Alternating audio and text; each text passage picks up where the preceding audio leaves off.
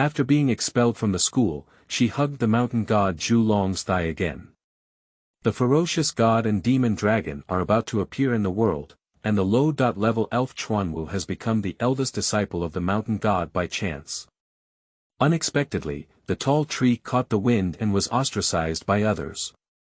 As the candle dragon descended the mountain to search for fragments of the primordial spirit, it took its course and picked up a drag bottle. The agreed quick battle and quick decision, but the mountain god is either abducted or on his way abandoned. Chai Chuanwu was forced to counterattack and become a god.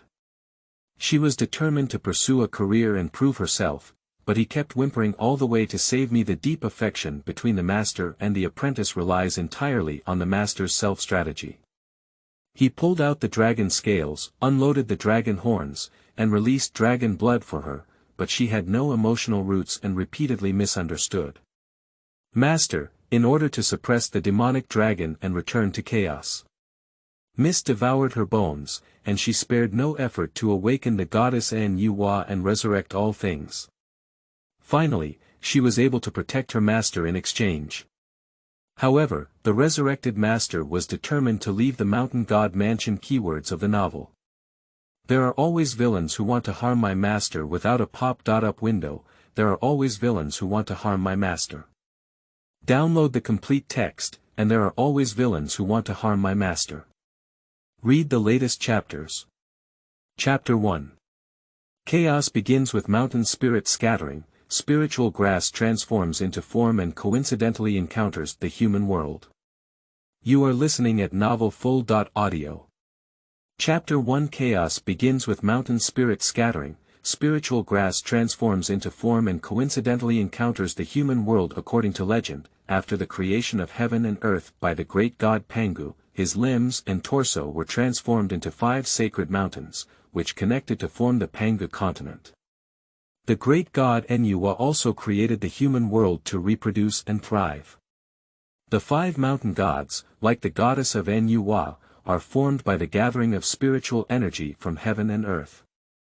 Each of the 5 mountain gods guards its own side. Some can summon wind and lightning to crack the earth, some can withstand water and cover the sky and sun, some are immortal from divine injuries, and some roar and thunder. Its vast divine powers are beyond the imagination of ordinary elves. After Diwu was divided from chaos into clear sky and turbid earth, gods, immortals, spiritual creatures, and evil spirits mixed together, and a great war broke out between heaven and earth. Wait for Grandma Tree, what about the mountain god? A very cute little girl interrupted Grandma Tree's words, blinking her clear eyes and asking. Xiao Chuan Wu, how do you listen to your mother? Law. Tree Granny is an old locust tree elf. Other elves have been practicing in seclusion for thousands of years, dreaming of one day ascending to become an earthly immortal and enjoying themselves. However, Tree Granny, an old monster, prefers to sit under her dense shade and tell these newly formed little elves about the past. During the Chaos War, the 5 mountain gods almost exhausted their divine power to suppress the evil creatures underground. 3 of the 5 mountain gods' elemental gods scattered, leaving only the severely damaged western mountain god Xingzhao and the great mountain gods Zhulong. Our place was originally under the jurisdiction of the great mountain gods. During the war, the 5 mountain gods almost exhausted their divine power to suppress the evil creatures underground. There were only 3 original gods scattered, and now only the West Mountain goddess Yingzhao and the Great Mountain goddess Zhulong, whose divine power was greatly damaged, are left. Our place was originally under the jurisdiction of the Great Mountain gods. What does the Great Mountain god look like?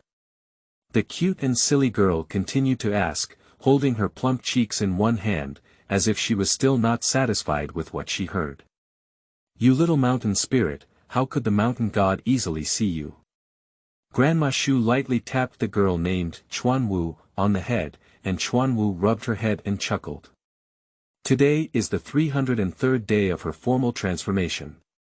Grandma Tree said that every elf transformation is arranged by heaven and earth, and everything between heaven and earth is predetermined at the moment when Diwu is split. For 1,000 years, Chuanwu has been rooted in the ground and sleeping soundly. For 1,000 years, they have been ignorant in ordinary plants. In another 1,000 years, they have devoted themselves to spiritual cultivation. The Tree Mother. In Law also said that their Chuanwu clan can go down the mountain to experience in the human world after completing 333 days of cultivation.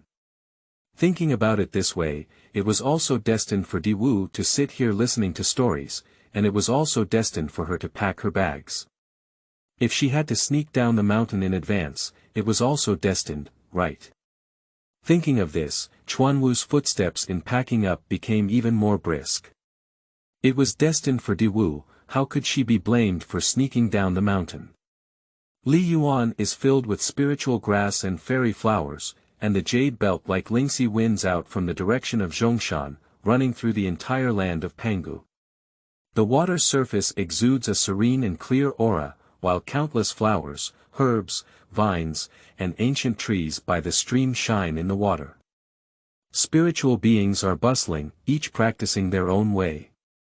Without her, there will be one less root vein competing for nutrients. Who would have noticed that a little mountain spirit is missing? In the small head of Chuanwu, an immeasurable amount of Liyuan was already there.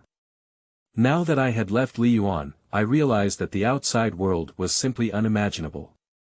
Fortunately, she collected dew overnight and picked the most fertile soil to carry with her.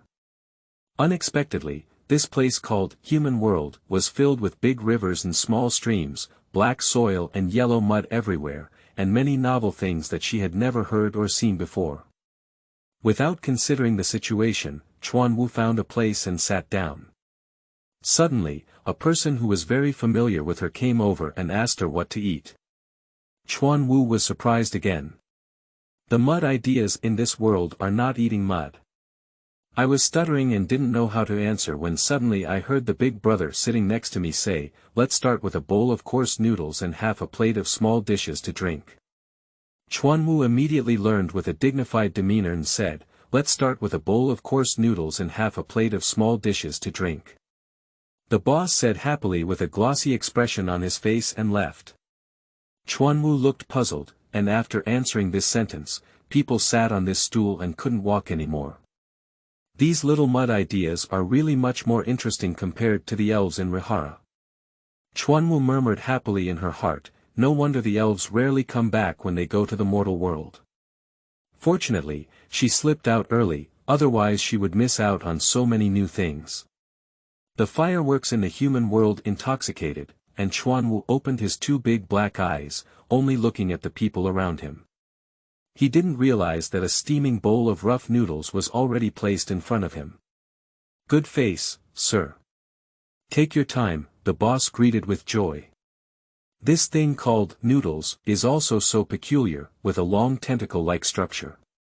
Chuanwu couldn't help but clap her hands.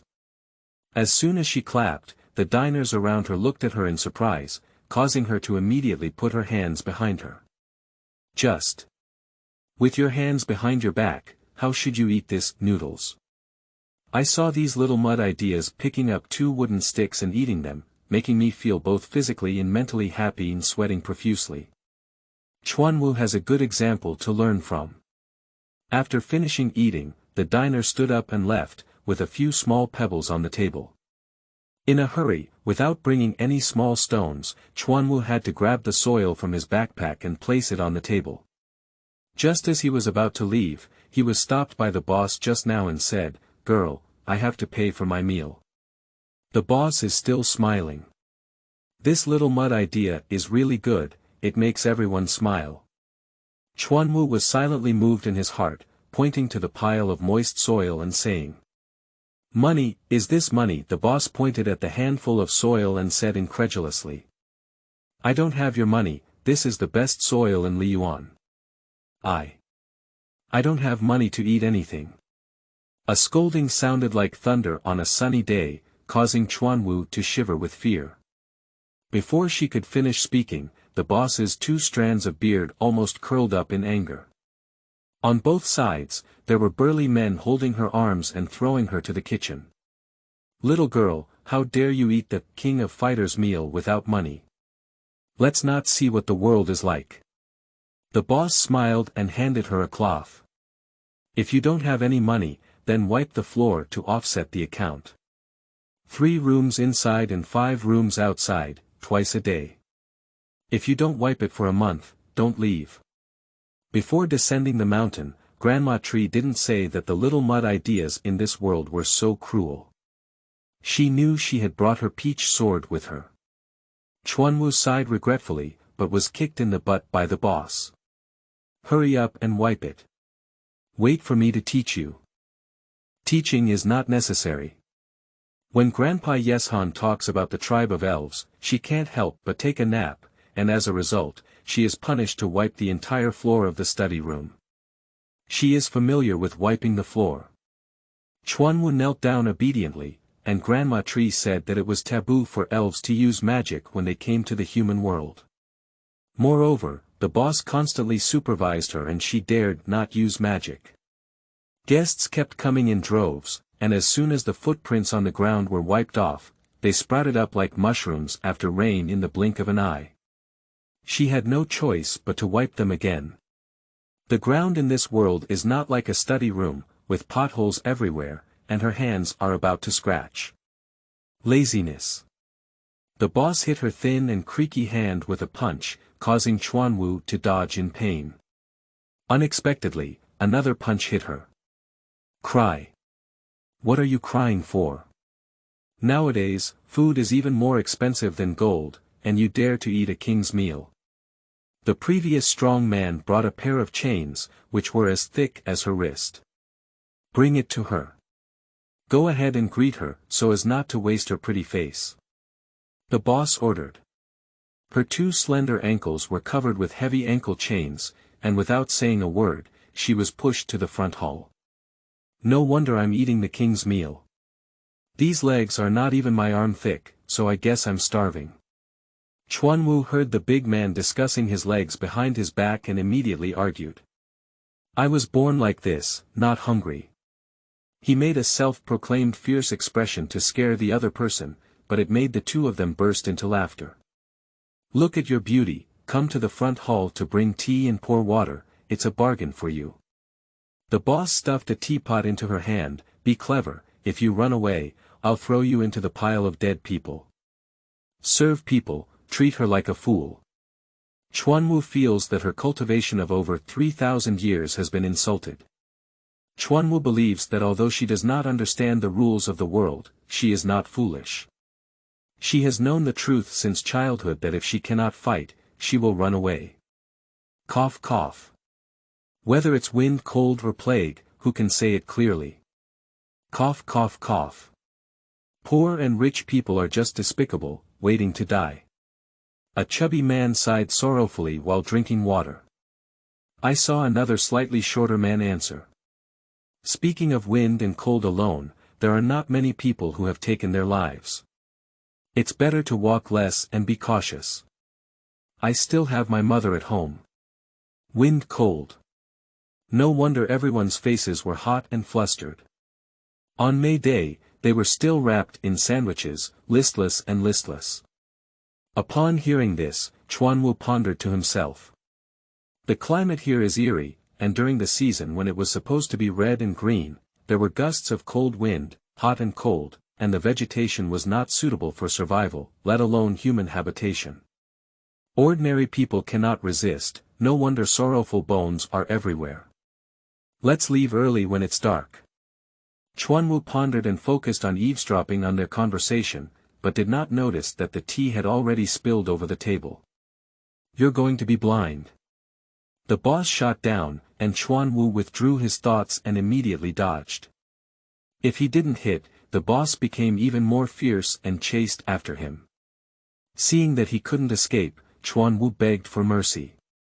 Everyone was afraid of the cold wind, but they didn't know that the Chuanwu clan was a good medicine for treating the cold wind. When the board fell down, the Chuanwu quickly shouted. I have a prescription for treating wind cold.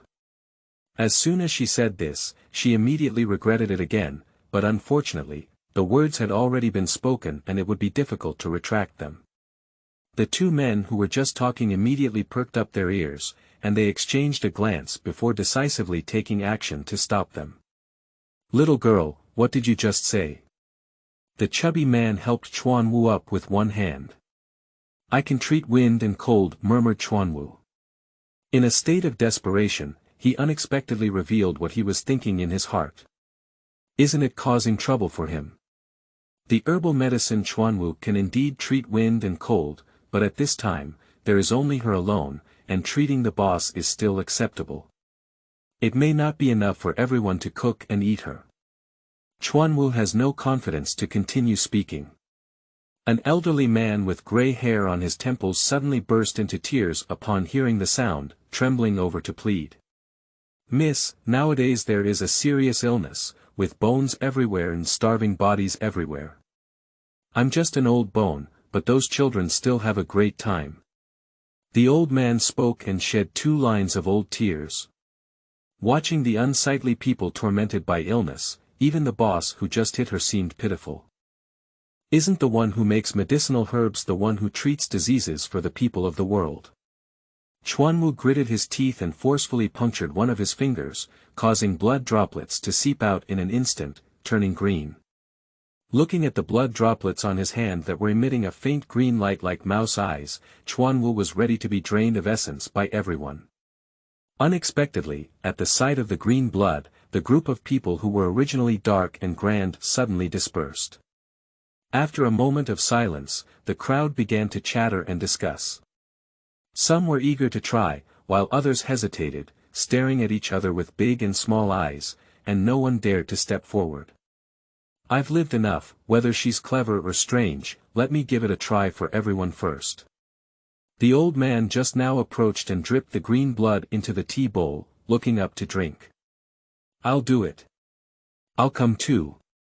With the leader, everyone dared to take a gamble and vied to drink the tea mixed with Sichuan black juice. "Slow down." A loud and deep voice of a man came from outside the crowd, and the small tea cup burst in an instant, spilling tea all over the ground. I saw the mysterious man with towering hair, eyebrows long into his temples, and eyes like stars. He was dressed in black clothes, hunting in the wind and making a sound as he stepped on the clouds. Upon closer inspection, 2 dark red ribbons were tied to the inner sleeves, and the outer cover was covered in a dark flowing gold, highlighting this person's extraordinary aura, as majestic as a green mountain. I saw the man with a sullen expression, staring at Chuanwu in the middle of the crowd. As soon as everyone saw this person, they felt heartfelt palpitations and immediately withdrew from the path, holding their breath and not daring to make mistakes. "Where are you from, elf? How dare you joke about human life?" the man asked sternly from a high position. Chuanwu suddenly felt a tightness in his scalp and hair on his back. This person can even tell her identity at a glance. It seems that her cultivation is far above hers. No matter how deep his cultivation is, he has no mercy or sympathy. If he doesn't save himself, he won't let her save him. Even if he is powerful, he is just an unjust hypocrite. Chuan Wuqiang propped up his chest and tried to raise the volume, saying, I am the local mountain god. I came here to cure evil diseases. Who are you? How dare you be so disrespectful to the mountain god?" When everyone heard the words of the little mountain god, they thought of her extraordinary green blood and quickly knelt down and kowtowed their heads.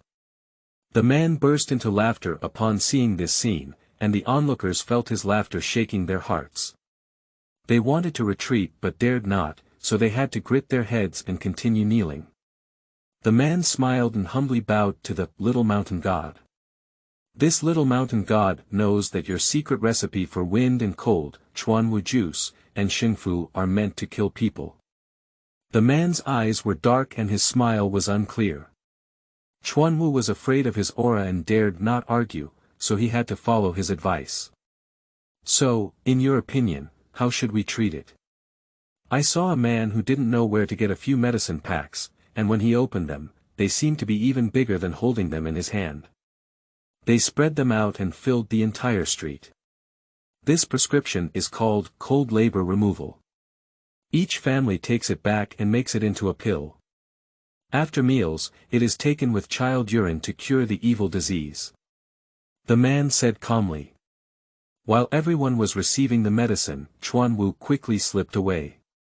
Unexpectedly, as soon as he turned around, a powerful force lifted his back. Xiaoshanjing, you're so brave. In the blink of an eye, we arrived at a dense forest where Chuan Wu was thrown onto an empty ground. The mysterious man hung in the air, with a hint of guilt. This person from Sichuan has extraordinary magical power, and his speech exudes a kind of awe-inspiring aura. Such an aura was rare in the past, but now she has encountered it. If she could learn from him for 3 to 5 years, it would be of great benefit. Chuan Wu pondered to himself. The little elf has offended so much, please forgive me. She sincerely paid her respects and first apologized sincerely. What is the crime? In the cool breeze, a man stood like a jade bamboo, his clothes fluttering in the wind, with a somewhat ethereal and carefree demeanor. However, when he spoke coldly and only revealed 2 words, he appeared young and mature, which did not match his young face. What is the crime? The man repeated, his gaze returning from the surrounding environment to Chuan Wu's face. Chuan Wu stared at the handsome face in a daze and forgot to answer. It wasn't until the man questioned him a second time that he finally came to his senses and said in fear. I shouldn't call myself a mountain god. I'm just a little elf, not a mountain god. Also, I shouldn't have taken medication without understanding Xiaoni. Without understanding the physical condition of those ordinary people. Also, I shouldn't have leaked my elf identity to mortals. Chuan Wu secretly looked up to observe the man's face, and saw that the man's eyes were slightly narrowed, staring at her with a look of distrust. Your biggest mistake, the man paused and continued. If one's cultivation is insufficient, they should go down the mountain without authorization. According to the rules of Li Yuan, they should disperse the original gods on the spot and be expelled from the spiritual gathering. The 8 characters, dispelling the primordial spirit, and, expelling the spirit from the collection, seemed to explode with thunder. She spent 3,000 years finally joining the spirit collection, how could she be said to have been expelled? Moreover, although the spirit grass mountain spirit has limited power, it also has its own rules. He casually put the word, dispelling the primordial spirit, on his lips, afraid it was not a bluff to scare her. She has nothing, and her cultivation is shallow. She has little value in deceiving money and lust. Then she will only be deceived by this high-quality medicinal herb's small life. Although I am ignorant, I have also heard people say that besides the mountain god, no one else has the qualification to deal with elves and earthly immortals. Don't deceive me. At the risk of his life, Chuan Wu gambled this time. After all, even Granny Tree has never seen the mountain god, and the possibility of encountering him on the first day she goes down the mountain is really slim. Mountain god. Have you ever seen a mountain god? The man approached Chuan Wu and stared into her eyes. Not yet, not yet. Chuan Wu was stared at and felt uneasy in his heart. He quickly retreated, but still bravely said. The mountain god is very busy at home, how could an ordinary fairy easily see him? Not busy. The man burst into laughter after hearing Chuan Wu's nonsense. How could the mountain god not be busy? Speaking of the mountain god, Chuan Wu changed his previous timidity and retorted, although you have a deeper path than me, you are also under the protection of the mountain god. How could you be so frivolous and blaspheme the mountain god? You little elf may have misunderstood the mountain god, the man smiled. I have been listening to Grandma Tree's teachings since she was young, from the creation era to the present day. Naturally, I have a great reverence for the mountain gods in my heart. How could I misunderstand them? Just now, I planned to learn from you as a disciple, but now, listening to your words, I am an ungrateful person without any reverence. It's really a waste of my worship. After finishing his plain words, Chuan Wu angrily wanted to leave, but his footsteps were held back. What are the names of elves? The man took out a roll of something and asked while writing. Chuanwu. Chuanwu replied in a muffled tone, "You're too big to use a notebook to take revenge." The man ignored the last sentence and said with great interest. "Do you know the names and taboos of mountain gods in Chuanwu?" Chuanwu naturally knows that the mountain god Zhulong protects all things, which can be said to be well known to everyone. Is it possible for someone as disrespectful as you to ask the name taboo of Dashan Shinju Dragon Shinjun? Chuanwu turned his head and sneered. The man couldn't help but laugh when he saw the girl in front of him looking full of anger. Chuanwu knew that he had been fooled again, so he tried to calm down and said. "Is the mountain god's name taboo so funny? Then dare I ask your name taboo so that I can also understand what is sacred." As he spoke, he made a very exaggerated bow to mock the person across from him. The man's voice was deep with a special warmth, and after a slight pause, he slowly spoke out 2 words. Candle Dragon. End of this chapter. Chapter 2. The snow demon troubles the mountain god, and the medicine king disappearances and reunion of old people. You are listening at novelfull.audio. Chapter 2. The snow demon troubles the mountain god and falls into a trap, causing the medicine king to disappear and reunite with his deceased. Upon hearing these 2 words, Chuanwu's heart tightened and a thunderbolt exploded in her mind. The fake mountain god had met the real mountain god, and it was feared that giving her 10 more lives would not be enough to punish her. How much face do you have, Chuanwu, when you learn from a master and become a mountain god? Zhulong looked at the frightened little mountain spirit in front of him with a smile, and his mood was somewhat joyful. A few days ago, his unreliable disciple was deceived by a treacherous person and mistakenly consumed extremely cold ice and dew to practice martial arts, causing severe internal damage. As a master, he couldn't afford to die without saving himself, so he had to take a deep breath and go down the mountain to the medicine king's place to find the antidote. On the way back to the mountain, I suddenly saw a green spiritual energy emanating from the street. I thought another elf had committed a major taboo, so I followed that spiritual energy to find it. He looked down in the mist and saw the girl wiping the floor and pouring water in the shop. She jumped and got hit by the board, and before tears could be wiped away, she took out her own blood to save someone. Although she is a low-level mountain spirit, in terms of intelligence and magic, she should be far above the mud ideas created by An Yuhua. At least it was a spiritual creature raised by his candle dragon, but instead, it was bullied by a group of mortals and had a bruised nose and swollen face, almost like losing face to Rihara. Fool, Zhulong cursed. Chuanwu thought he was cursing himself for sneaking down the mountain, or with a pitiful expression on his face. Please forgive me, this ignorant little elf. Chuanwu blinked his 2 watery round eyes and felt like crying. I will definitely clean the altar well and worship you every day in the future. Zhulong glared at the ignorant little mountain spirit. You just sneak out today to cause trouble for me, will you come and disturb me every day in the future? No, I dare not. How about? If you take me as your disciple, then treat me as sincerely redeeming myself. Chuanwu pleaded repeatedly. Zhulong looked at this arrogant and foolish little mountain spirit, she really didn't know. The remaining elves were proud to be disciples of the mountain god, but she thought it was a congenital defect and lack of intelligence to make amends. Although there are few disciples in my mountain god mansion, there is still a bottom line for accepting disciples. Zhulong tried to politely refuse, stating that she was too foolish and not the behavior that his majestic mountain god should have. Do you think her level is too low and her qualifications are too poor? Chuanwu could still hear the implied meaning. It is said that the mountain god Zhulong is generous and kind, and every move is the true intention of heaven and earth. He is also on equal footing with the goddess An Yuhua, so it doesn't seem like he is being frivolous in his words.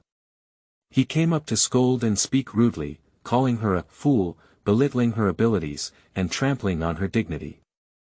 Although she is an ordinary grass and wood elf, her magic cultivation is above the surrounding elves. Even Grandpa Wild Mountain Ginseng praised her for her talent and intelligence, and she was demoted to nothing in the mouth of this self-proclaimed mountain god. Are you afraid it's not a fake? Chuanwu squinted his eyes, looked closely at him for a while, and questioned while holding his arm. Zhulong didn't hide either. She looked around and even hoped that she could point out evidence of counterfeiting.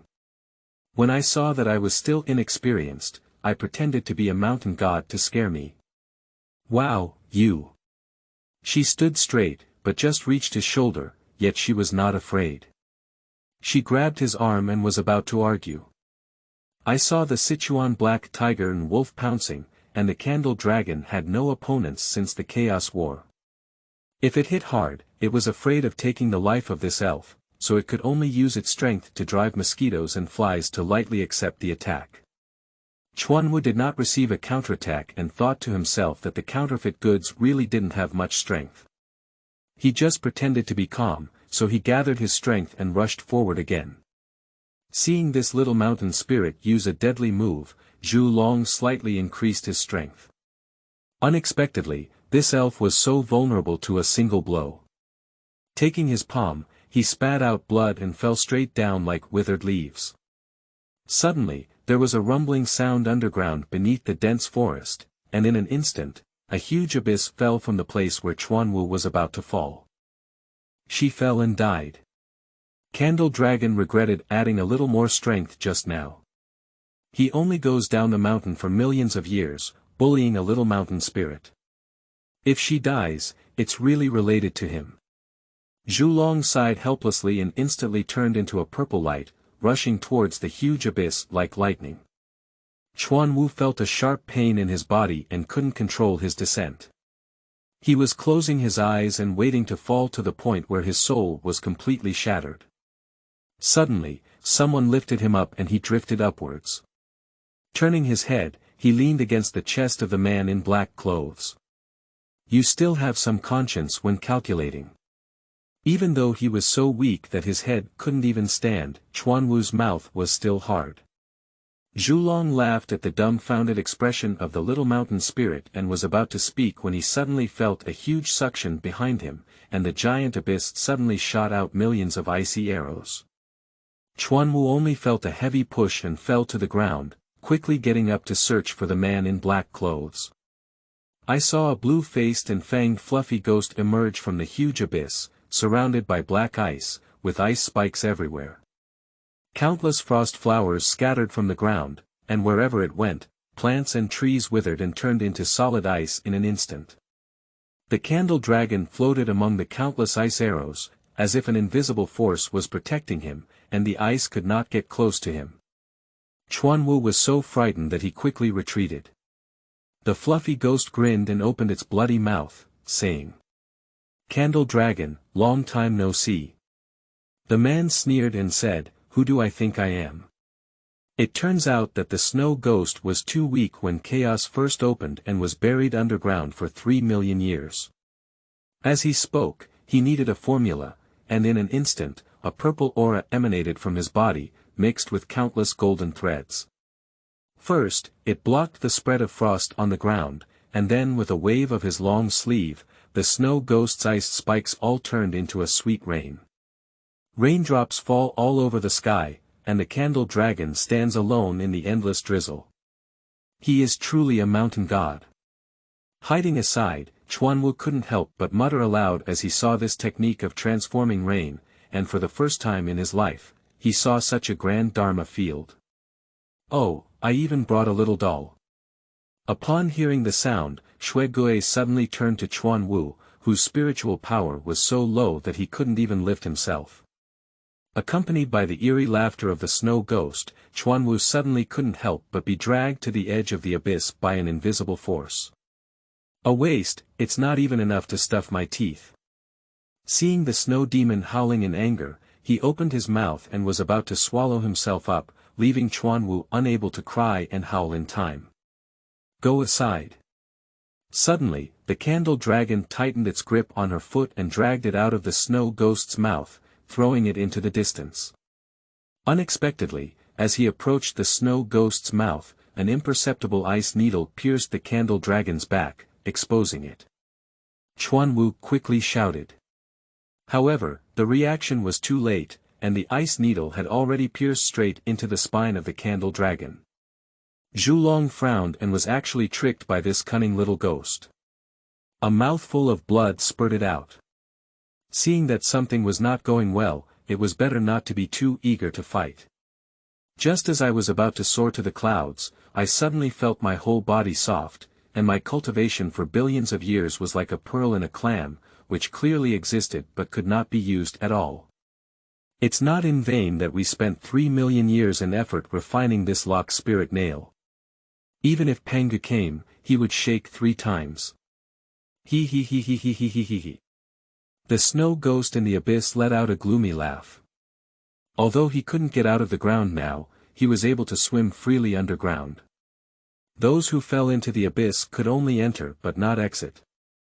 As long as the candle dragon fell into his mouth, it would be difficult for him to escape. Chuanwu was stunned by the scene in front of him, and he only heard the candle dragon with the soul-locking nail inside his body loudly command in the abyss. Xiao Shanjing, hurry back to the mountain god's mansion and report to Cangshu. Chuanwu regained his senses, wiped his nose and tears, and cried. But you're going to die. Don't worry too much, go quickly. After Zhu Long finished his last sentence, he closed his eyes and fell into Shui Gui's bloody mouth in a baby-hugging posture. In an instant, the snow ghost shield disappeared, and the huge abyss and ice-piercing frost flowers disappeared into nothingness as if they had never appeared before. Only the dense forest was filled with gusts of Yin wind, causing the Sichuan black to spin around. There are only a few words in historical records about the mountain god mansion. Where did she find the secret realm of the mountain god mansion in such a large area? The 3 mountain gods in the southeast and north died in battle, and after the western mountain god was severely injured, he almost ignored everything. The spiritual veins of the 4 divine mountains gathered in Dongshan. The great mountain god candle dragon not only healed his wounds but also managed all directions. He recruited some disciples to help manage the storms in the human world, and also created a divine realm where countless earth immortals and elves were nurtured. Chuanwu dared not reveal the news that the mountain god was seriously injured by the snow ghost. It is said that mountain gods do not like lively activities. On weekdays, the elves practice independently. On Genesis Day, they worship the mountain god at the altar in front of each family's door. In the days of Anha, he didn't pay much attention to the mountain god, but now there are rumors that the evil god is about to appear in the world, and if the news of the mountain god being swallowed up by the snow ghost is spread, it will inevitably cause a great chaos. Chuanwu was trembling with fear and turned around to inquire about the specific location of the mountain god mansion from the immortals, but he dared not make too much of a fuss. In his panic, he unexpectedly bumped into someone. No intention of offending, please forgive me. Before Chuanwu could speak, the person who was hit apologized repeatedly. As soon as he looked up, Chuanwu suddenly felt that this person seemed familiar, as if he had seen them somewhere before. Old friend. Chuanwu probed. Take a closer look at this person, 2 square-headed white cloth boots, a moonlight-sleeved shirt, embroidered with mountain island patterns on the surface with dark needles, and covered with a silver gauze outer garment that was faintly visible. There are several medicine bags tied around the waist, and some snow-white inner garments are pulled out at the collar. Above the inner garment was also a snow-white and thin face, with flying eyebrows, phoenix eyes, and red lips and white teeth. The disciple of the medicine king is Wu Yan. The other party clearly did not recognize Chuanwu, but they were still polite and reported their names. Wu Yan. Are you senior brother Wu Yan from the medicine king family? Chuanwu was overjoyed and suddenly remembered that the mountain island pattern was the symbol of Yawang Island. 1,000 years ago, the medicine king went there to collect herbs. Speaking of which, Wu Yan was still her life-saving benefactor. The plants in the world can be roughly divided into 3 categories. One type is common flowers and herbs in the human world, which have extremely low spiritual quality in spring, autumn, and death, making it difficult to become refined or immortal. What is slightly better than these plants and trees are those before Rihara's spiritual consciousness cultivation. Although they have slept for thousands of years, their medicinal properties and qualifications are much higher than those of human plants and trees. Finally, someone like Chuanwu has spiritual awareness, which almost eliminates the fate of being used as medicine. It is easy to focus on cultivating and becoming an immortal. 1,000 years ago, Sichuan aconitum had not yet fully formed its spiritual consciousness. The medicine king went to Liyuan to pick high-quality medicinal herbs, but accidentally pulled her out. Nevertheless, Wuyan pleaded for her mercy. Grass and trees are no more than the heavenly gods born during the creation of the world. It is not easy to cultivate spiritual consciousness. After thousands of years of sleep and waiting, it is a pity to have them infused with medicine. The medicine king was moved by his words, so he handed over the Sichuan aconitum to him for good health care, which could also make up for the pain of this elf being mistakenly uprooted. Later, Wuyan took her back to the Medicine King Island and took good care of her for 200 years. He taught her the heavenly way and pharmacology every day, and only then did he release her back to Liyuan after the root system she had nurtured was strong and the spiritual veins were unobstructed. Now that she has transformed, he no longer recognizes the former Ogawa Wu. Chuanwu was so excited that he hugged Wuyan's arm and said, "I am Chuanwu. The little Chuanwu you have taken care of." Wuyan carefully examined the delicate and lovely little mountain spirit in front of him, and with a pat of his head, he remembered old things and exclaimed excitedly.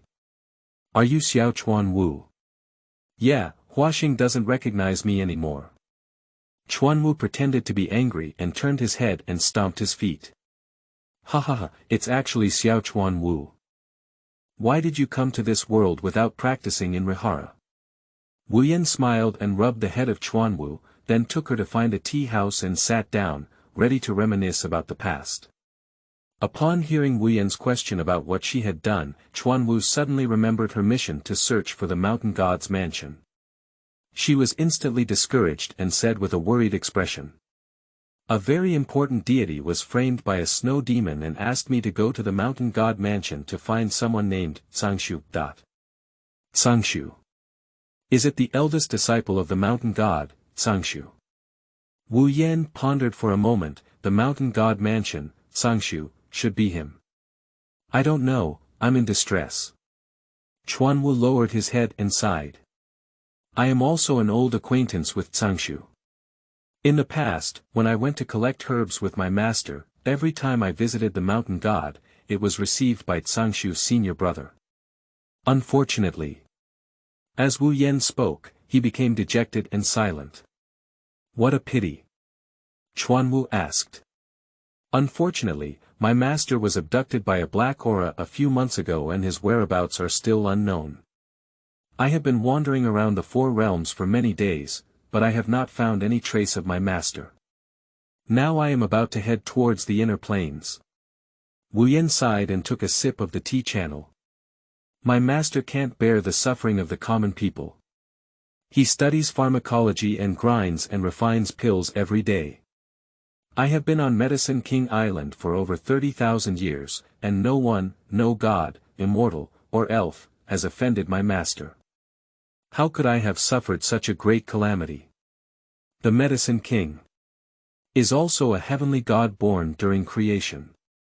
Chuanwu suddenly thought of something. "No, my master is not like the 5 mountain gods. After chaos, the great goddess of Nuwa created these mortals and entrusted them to several mountain gods before falling asleep. Although my master is also in the collection of gods, he is actually a low-level heavenly god created by the great goddess of Nuwa at the beginning, and has some close relationship with these clay ideas." Wu Yan replied. "I see." Chuanwu thought of the fluffy-headed ghost in the abyss, unsure whether to say it or not.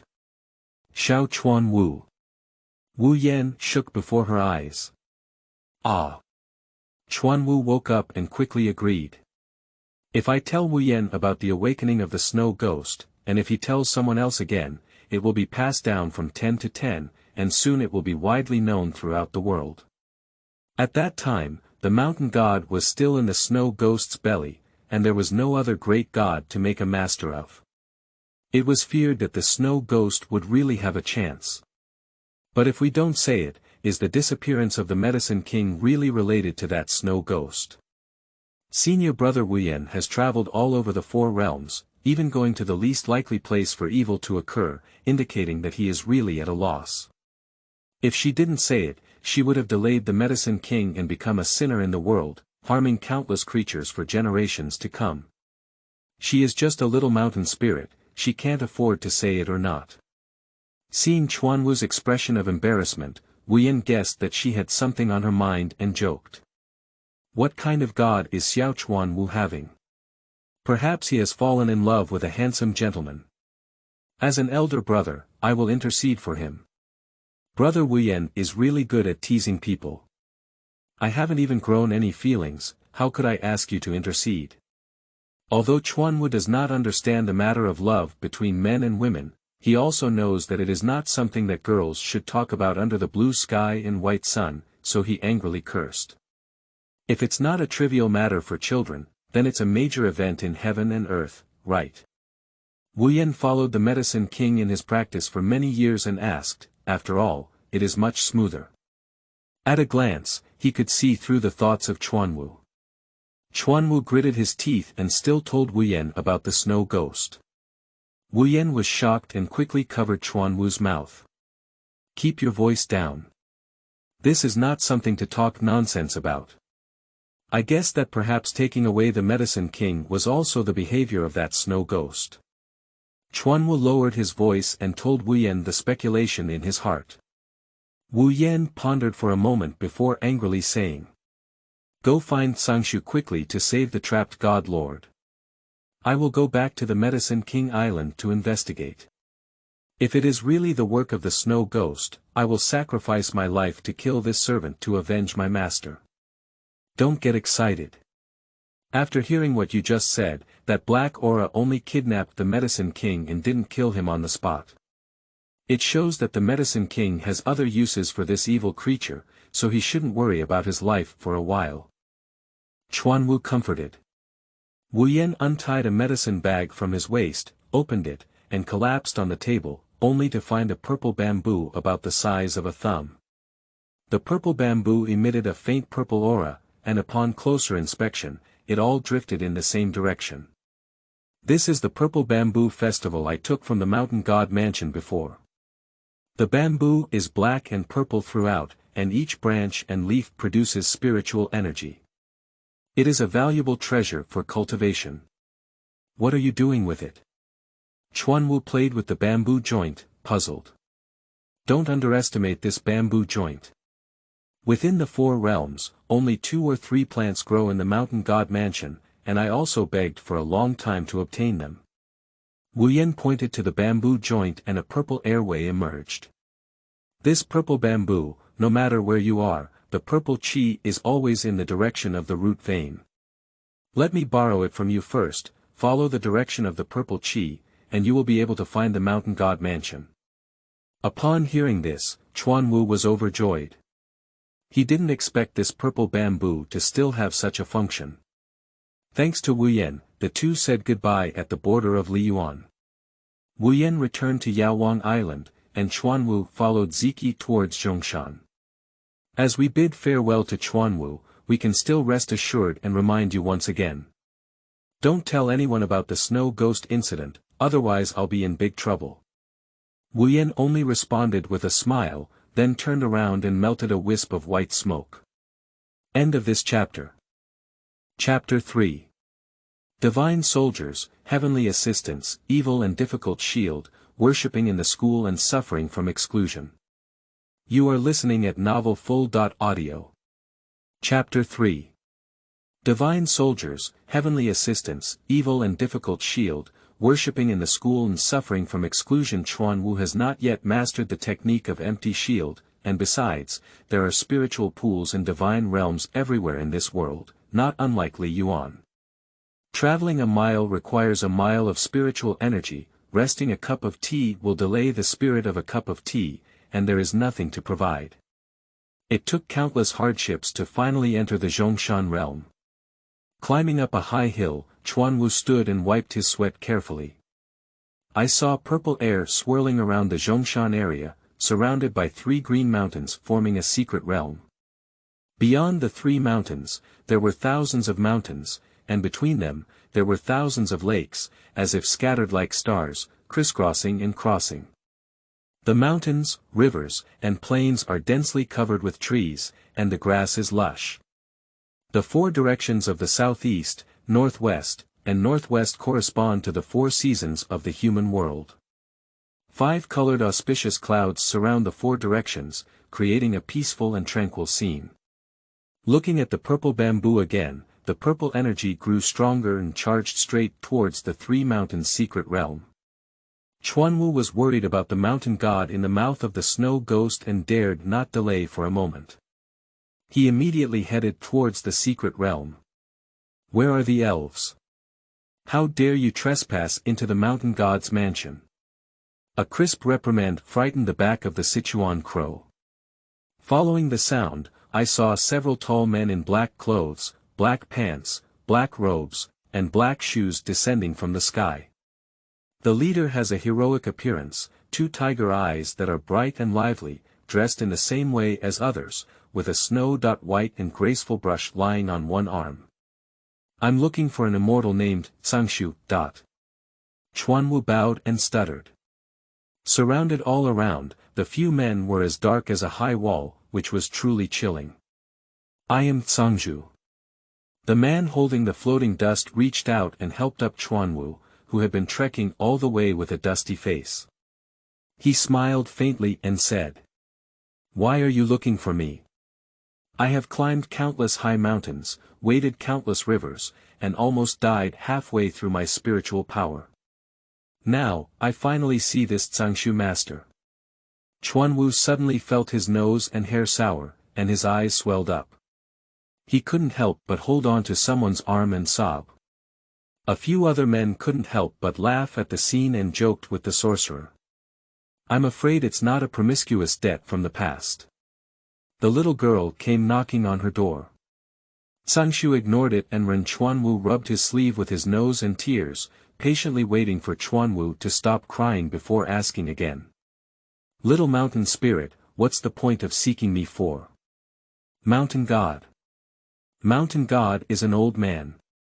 Unable to stop crying for a moment, Chuanwu sobbed and said. The mountain god, in order to save me. He. Before he could finish speaking, he started crying again.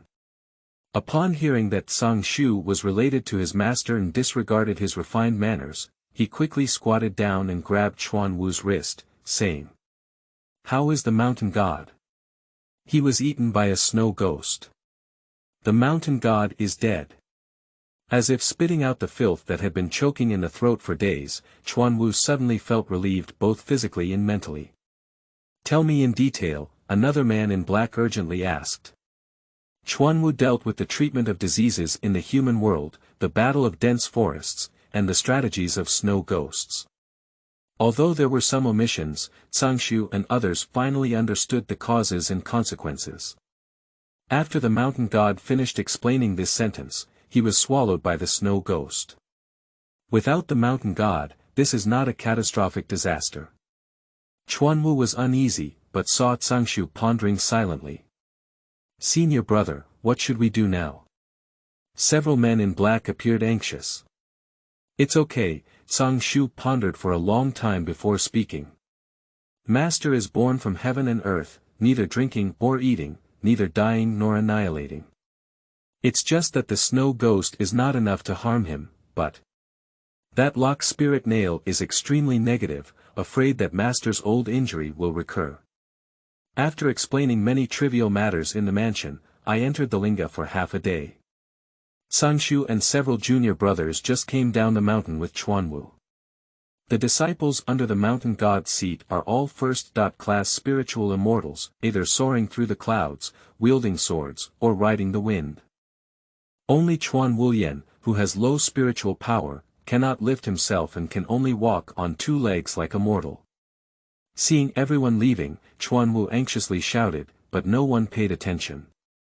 Xiashanjing, come with me, said Senior Cangshu's voice from behind. I saw him withdraw the floating clouds, transform the dust into a broadsword, and lift the back collar of the Sichuan crow into the air. In his hand, he conjured up a map of the 4 realms of flowing rivers out of thin air.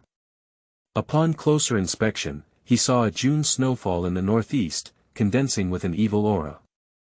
I believe that the snow ghost is hiding here. Cangshu's eyes darkened, and the imperial sword headed northeast with all its might.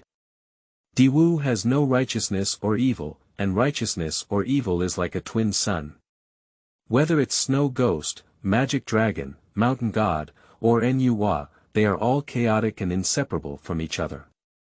After Pangu opened the heavens, the ferocious god and demon dragon harbored evil thoughts and joined forces with a group of monsters in an attempt to eliminate other celestial gods and turn the world upside down. In Chaos War I, the 5 mountain gods exerted all their strength to suppress the evil and filth underground, sacrificing countless immortals. Now that the snow ghost has awakened, if not properly subdued, the human world will inevitably suffer from the disaster of being overwhelmed. Zhulong is the head of the 5 mountain gods, with a body length of thousands of miles and a human face. It is regarded as day, closed for night, blown for winter, and called for summer. It is one with all things. On that day, I was afflicted with a lock spirit nail, causing chaos in the broken dragon marrow of the dragon spine. I had to seal the meridians and lock the meridians to prevent any disturbances in the human world.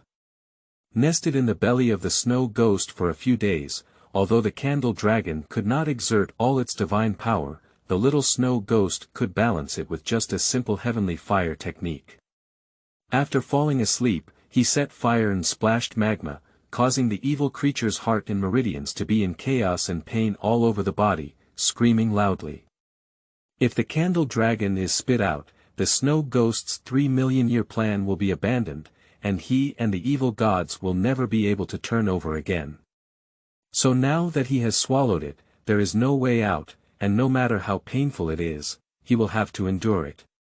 When Cangshu and his group arrived, the snow ghost twisted and howled in the abyss, spraying countless ice needles and spikes, frost blooming, and the cold air reaching the sky. I only heard a faint smile from the depths of the abyss. Ignorant snow ghost, you haven't made any progress in 3 million years. Let me teach you how to be a heavenly god. Suddenly, a flame burst out from within the abyss, screaming in agony. Upon seeing this, Cangshu curled his lips and smiled. A cloud of green smoke immediately appeared in his palm, with golden light shining through the sky. Each of the Marshall brothers resided in a corner of the formation, and Chuan Wu quickly hid in a corner, afraid of being accidentally injured. The green smoke suddenly opened a heavenly gate, and Cangshu shouted.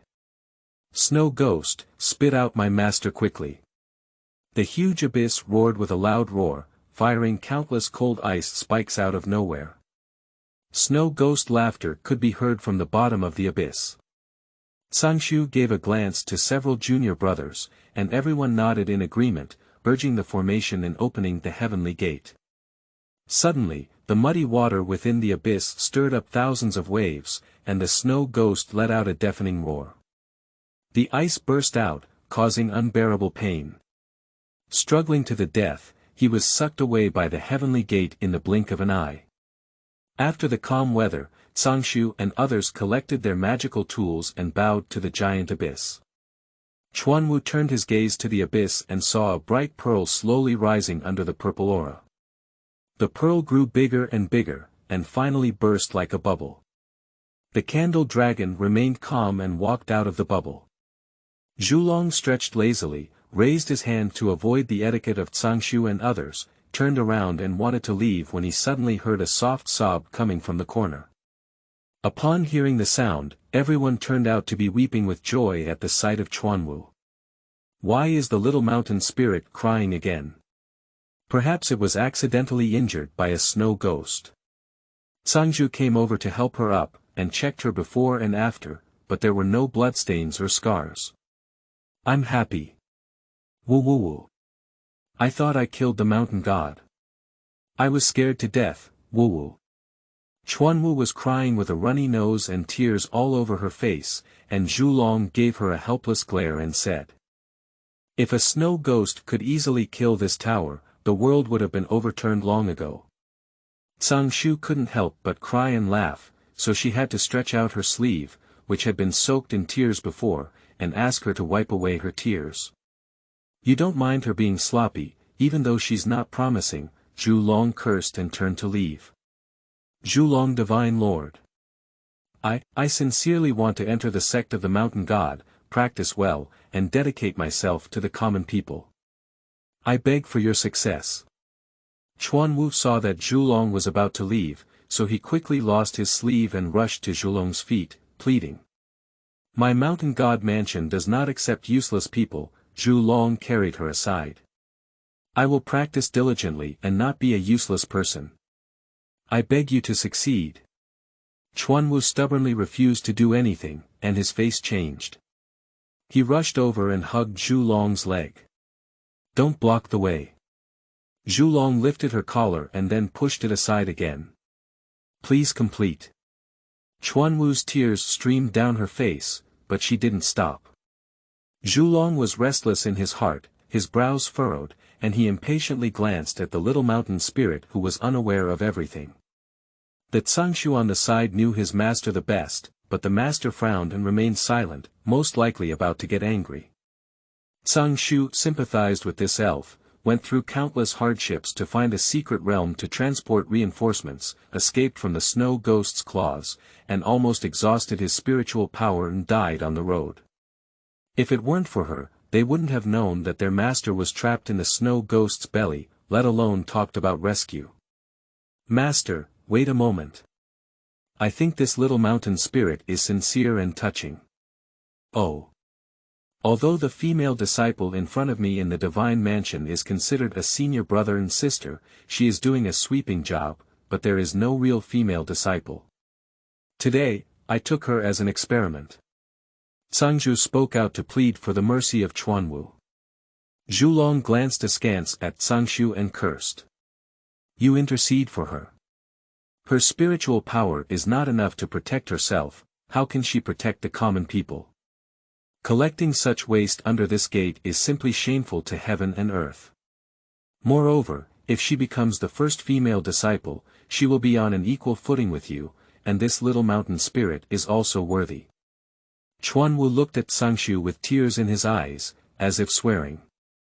"I will devote myself to cultivation in the future and never disgrace my sect." Cangshu stared at her for 2 seconds, as if determined. With a flick of his clothes, he knelt down on one knee and petitioned his master.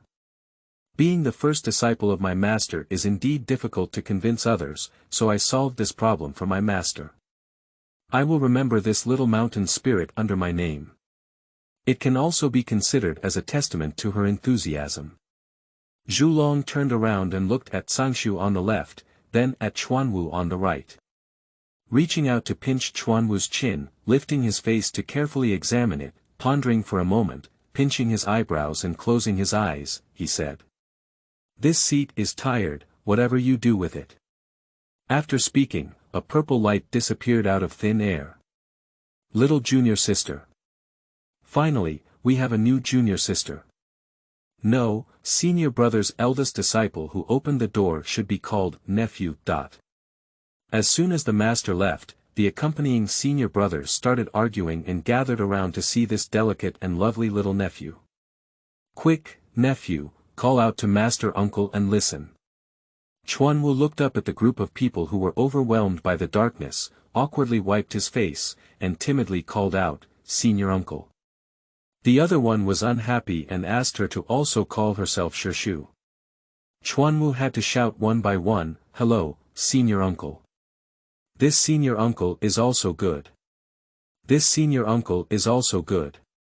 After shouting in one breath, Cangshu smiled and pushed the crowd aside, supporting her and patting the dust on her dress, saying, Shaoshan Jing, from today on, I will be your master. My master is your master. Come with us back to the mountain god mansion. Chuanwu is a plant spirit. It has no father, no mother, no brothers and sisters.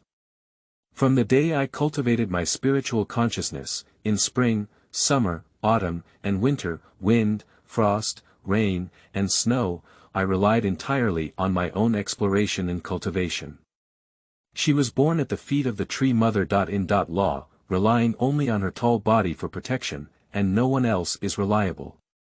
Now suddenly with a master, and a group of serious and lively senior uncles, Chuanwu suddenly felt an unprecedented warmth. Chuanwu's heart was small, and a little comforting thing filled her life. It had been several months in the mountain god mansion before she knew it. Chuanwu follows behind Cangshu every day with a bumpy butt. Cangshu provides rain for the human world, and she learns how to cast clouds. Cangshu preached to his senior brothers, and Chuanwu marked it aside with a notebook. Cangshu practiced in seclusion, and she stood guard at the door, tending to the spiritual grass. Cangshu is also a highly responsible master. Although there were many trivial matters in the mansion, Zhu Long was unwilling to take care of them. He was busy every day and didn't touch the ground, but he also took the time to teach her the wind and thunder technique, the cloud soaring and water soaring technique. Every morning, he would take her to bask in the sun, and whenever he had time, he would find spiritual objects for her to strengthen her cultivation. Even the most stable second senior uncle Hopu joked. Senior brother clearly took in a daughter for himself. Cangshu smiled and continued to instruct the document without answering. Master Hopu, my master treats me so kindly that even if I sacrifice my life for him in the future, I will have no regrets. Master, do you believe it or not, said Chuanwu, who was doing odd jobs on the side, to Cangshu Xian. Xiao Chuanwu has made great progress recently. Cangshu smiled and swept away the falling flowers from her braid. Senior brother, it's getting worse and worse lately. Looking at the three happy people inside the flowing wind palace, several female disciples in the Bai Shui pavilion gritted their teeth in hatred. We have been working with our senior brother for thousands of years, and we haven't seen him showing such affection towards us. How could a mountain spirit with low spiritual power be his disciple? The speaking woman has a beautiful appearance, which is different from the male disciple. The female disciples under the candle dragon seat are all dressed in plain clothes, with high buns and colorful cloud patterns on their faces, which are different from each other. The most prominent feature of this female apprentice is the blood-red manjusa flower faintly visible under her collar on her neck. Senior sister Manchu, we should teach her the rules well now. The other female apprentice, with a slender figure and a sharp jaw, said. Chuanwu has been stumbling by these female disciples for quite some time now. Her master asked her to go to Lichuan to fetch water, but Qinglan pushed her into the spring. She fell ill for 2 days when she returned. Her master blamed her for being reckless, but she did not report it. Fian snatched her spiritual object, but she only said she accidentally lost it. Even when Feng Xian and He Huan hung her up for half a day to expose her, she gritted her teeth and never revealed a word. Chuanwu never wanted revenge, but Manchu Qinglan and her master were on the same level, calling them senior brothers of Cangshu for thousands of years. Although they were not serious disciples, they were also her female master uncles. Her master has a gentle, generous, and kind nature. She complained to her master, but it was just a dilemma for him. Master finished approving the documents and asked Chuanwu to take them to Master's place for review. Master doesn't like the hustle and bustle. The remote Chuanyun Palace is located in the southern corner. Chuanwu specially chose a small path with fewer people to send it away, so as not to encounter Fian and the others on a narrow path and cause trouble. Walking with a stack of documents in his arms, he was grateful that the path was clean and there were not many strangers when he suddenly grabbed a handful of ice water from his head. Chuanwu hurriedly held the document in his arms, but he was drenched all over. Looking around, a few figures flashed out from behind the overlapping rocks. Upon closer inspection, the crowd gathered around Qinglan and Fian, who were constantly opposing her. Who did I throw at? It turned out to be a dirty guy, but it just happened to wash away the foul smell all over your body. Qinglan laughed out loud. Fei Yan agreed and said, can you captivate senior brother Cangshu? A handful of water may not be enough to wash him, right? As he spoke, he gave a glance to the female disciple beside him, and as he spoke, the water in the ice pool spun into a giant python, rushing straight towards Chuanwu. Chuanwu remembered the imperial water technique taught by his master a few days ago, so let's give it a try today. Quickly collecting the documents, he pinched a water formula with his bare hands, and with a flick of his finger in the air, the ice python suddenly had a spiritual-like spiral and obediently retreated into the pool. Chuanwu was overjoyed. If Master knew that Chuanwu could use the techniques he taught to protect himself, he would surely be happy. Fian saw that the spell was easily broken by Chuanwu, and was furious. She pushed away the female disciple beside her and personally took action. I'll show everyone the moves you used to seduce Senior Cangshu. A slap on the face made Chuanwu dizzy, with a buzzing sound in both ears, and he fell to the ground. I can't even get a slap in the face, how capable I am of you. Qinglan was the slender female disciple next to Manchu before. She walked over and picked up Chuanwu's collar, which was half a head taller than Chuanwu's. Chuanwu was dissatisfied and stared at the woman in front of him with his eyes raised. Although she is weak, she is not to be deceived. If she cannot tolerate it, she will just cause a fish to die and a net to be broken. Qinglan is a high-level grass and wood elf. Although she only manages some soup and miscellaneous matters in the mountain god mansion, her spiritual strength is not as strong as 10 Sichuan Black. Chuanwu deeply knows that the fighting method cannot defeat them, it is better to be wise. As Qinglan approached, Chuanwu secretly cast a wind and fire curse. This place opens north and south, with smooth winds and a pool of water, which cannot harm their lives. Her wind and fire curse is always not good to use, so I happen to try using it with the wind to show these people her strength. The grass and wood elves are most afraid of flames.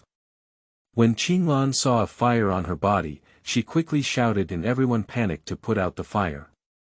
However, the wind and fire cursed that the fire would become stronger and stronger, and the fire would not extinguish. Qinglan had no choice but to save her life.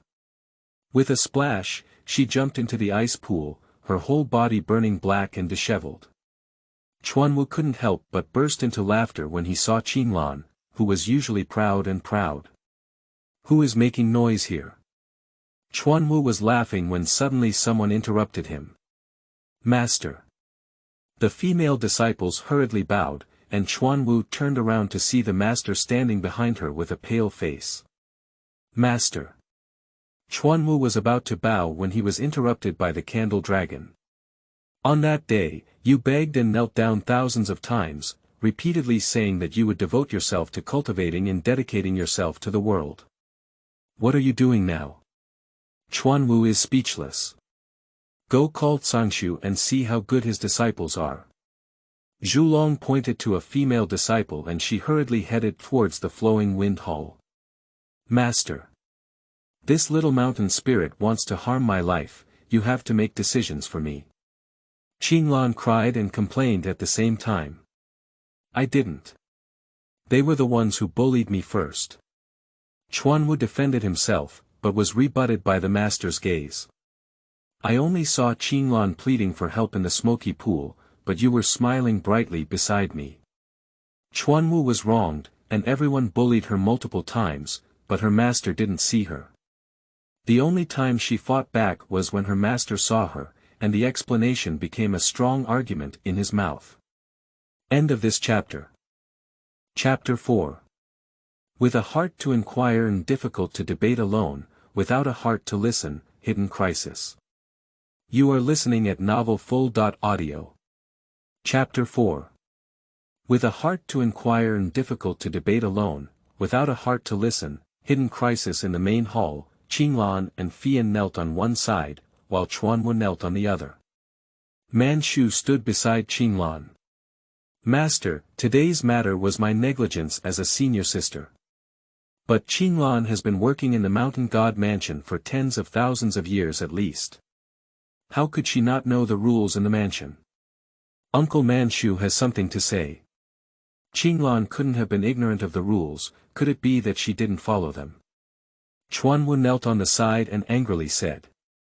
Uncle Manchu, the first thing I do when entering the mountain god mansion is to copy the rules. How could I not know? Then tell me, what should I do when I see my elders? Sincerity, salute, speak lightly, replied Chuanwu. So let's talk about it again, what should we do while walking and doing things in each hall? Silent in action, not surprising in words. So what is right and what is wrong? Is it still determined by master? Manchu chuckled and stared at Chuanwu Dao. Not to mention that Qinglan and Fian are both her right-hand men, even if she is an unrelated female disciple today, she will maintain 2 lines of defense against any entanglement with Chuanwu. Candle Dragon frowned on the seat, allowing the two to argue silently. A few senior uncles outside the door were exploring their heads, and the master was sitting in the hall. They didn't dare to come in and intercede, only hoping for the master brother to come. Chuanwu was scolded by Manchu and left speechless. It was clear that they were at fault first, but now it has become her fault. Master. It was Uncle Qinglan who first slandered me. Chuanwu said halfway, feeling a bit regretful. In public, how could she dare to speak in front of her master if she couldn't make it to the table? What does Qinglan slander you for? Said the master sideways. Say me and my master. Chuanwu turned his gaze to Qinglan and Fian as he spoke. The two of them knelt side by side, appearing anxious and uneasy on the surface, but actually feeling proud. They expected that Chuanwu would not dare to discuss this matter in front of the master. Alternatively, even if she had the courage to speak up, there was no evidence and instead she was met with a nose full of dust. Does your master usually teach you to hesitate and remain silent when asking questions? Seeing the master's tone becoming increasingly impatient, Chuanwu also went out of his way. They said that my master and I were not innocent, they drenched me with ice water, said that I was full of lust, seduced my master, and... That's enough. Zhulong sternly rebuked and turned to Qinglan, saying, Is there such a thing? No. Qinglan quickly denied lying on the ground. Qinglan taught her the rules, but she didn't want to learn. She harbored a grudge and came to you today to complain. Qinglan and Fian seem to have pre-designed words that are perfectly matched, and even Manchu's support here seems unnecessary. Why cry? Chuanwu, a little elf who has been practicing for 3,000 years, is inevitably not sensible. If she needs to be disciplined, she will be disciplined, and if she needs to be punished, she will be punished. This is for her sake. As martial uncles, what are the grievances we have suffered? Manchu cursed at Qinglan. Although Chuanwu has not been practicing for long, she can still distinguish clearly in her words. This clearly means that she wants to turn black into white and bad into good. Uncle Manchu, although I am young, I can still distinguish between good and bad. It's my fault that you're talking inside and outside. Perhaps it was planned with Uncle Qinglan. Chuanwu was unwilling to be outdone, enduring grievances and defending himself against the intimidating crowd on the other side. Master, listen to me. It's getting worse and worse. Qinglan taught her, she said Qinglan slandered her, Fian taught her, she said Fian splashed her with water, and now it's right under your nose. I just tried to reconcile a few words, but she said I colluded with my junior sisters beforehand. I'm afraid if Master teaches me tomorrow, she will also say that you're not here. As Manchu spoke, tears streamed down her face. A huge front hall, with pear blossoms and rain on the opposite side, all crying into tears. Chuanwu knelt alone on the other side, stubbornly choking his neck, holding back a tear. In such a situation, even if she cried to death, even if she had 100 mouths, she could not argue the clever tongues of Manjushri and Qinglan. My disciple, when should someone else discipline me? From a distance outside the hall, one could hear someone shouting loudly. Cangshu was still dressed in plain clothes and hurried along, with the female disciple and Hopu rushing behind. Entering the hall, he first bowed to the candlelight dragon on the seat, glanced at Manchu Qinglan and others, and went to the side of Chuanwu on his own. Hopu, who followed up, naturally also came to the side of Chuanwu with the master brother. Is Sister Manchu mocking me for not being able to teach my disciples and needing someone else to perform my duties? Cangshu exclaimed loudly. I dare not. Manchu instantly extinguished his previous arrogance before Cangshu. Since it's not, there's no need to trouble everyone to manage the followers for me. Today she teaches, tomorrow you teach, anyone can scold me, but it's called teaching the younger generation. The people in the hall were angry when they saw Cangshu, their breath stopped, and they were only waiting for the master on the seat to speak. Master Ko buried his head in writing, unable to produce a single word. Master, Chuanwu shouldn't kneel for a long time, let her get up. Cangshu said, bowing down again to show respect to the master, but before the master could speak, he picked up Chuanwu. Senior brother, you have such a big face. Qinglan and others are still kneeling. Why is she so precious that she can't kneel anymore? Manchu didn't give up. Cangshu ignored the jealousy in Manchu's eyes and only said to Zhulong. It's not disrespectful to my master, it's just that Chuanwu received your palm that day and hasn't recovered yet. She traveled thousands of miles to the secret realm to find me to collect that snow ghost. She already has low spiritual power, and it took me several days to recover her. It's really not appropriate to kneel for a long time. The Zhulong originally disdained the etiquette of respect and inferiority, but only to deter others from kneeling and receiving training. Cangshu's words are reasonable and emotional, and even calling that mountain spirit to kneel down is truly inhumane. After careful consideration, it was not appropriate to make the mountain spirit wake up, but to make the other female disciples kneel. So he impatiently brushed the armrest and said. Everyone gets up and asks questions, crying and crying all the time, it's difficult to become a great tool. Qinglan and others were holding each other up, but they heard Cangshu say. The demeanor of the two junior sisters, Qinglan and Fian, has always been a model for the disciples of the Divine Mansion. If they don't kneel for a moment longer, they can teach me, an ignorant disciple, to study hard. Chuanwu chuckled and quickly stopped, bowing respectfully to his master's words. Excuse me, two senior uncles. Qinglan Fian was certainly unwilling, but Manchu on one side remained silent, and the master sitting on the seat also remained silent, so she had to kneel again in anger. There is some idle talk in the mansion, saying that the relationship between your master and disciple is extraordinary. Cangshu, do you want to explain? The master stared at Cangshu Dao and glanced at Chuanwu, who was pulled behind him. My disciple and I are naturally extraordinary, said Cangshu. Master, it's better not to explain now than not. Isn't it taking advantage of their intentions? Although Chuanwu had doubts, she could say whatever her master said, and she dared not refute it. She just obediently hid behind her master. My disciple is well behaved and diligent in cultivation. Therefore, junior brother Hopu and I naturally want to treat her better, continued Cangshu. The Hopu on the side clearly did not expect the senior brother to support the disciple and even mention him, with a surprised expression on his face. However, thinking that Chuanwu was indeed clever and cute, he nodded in agreement.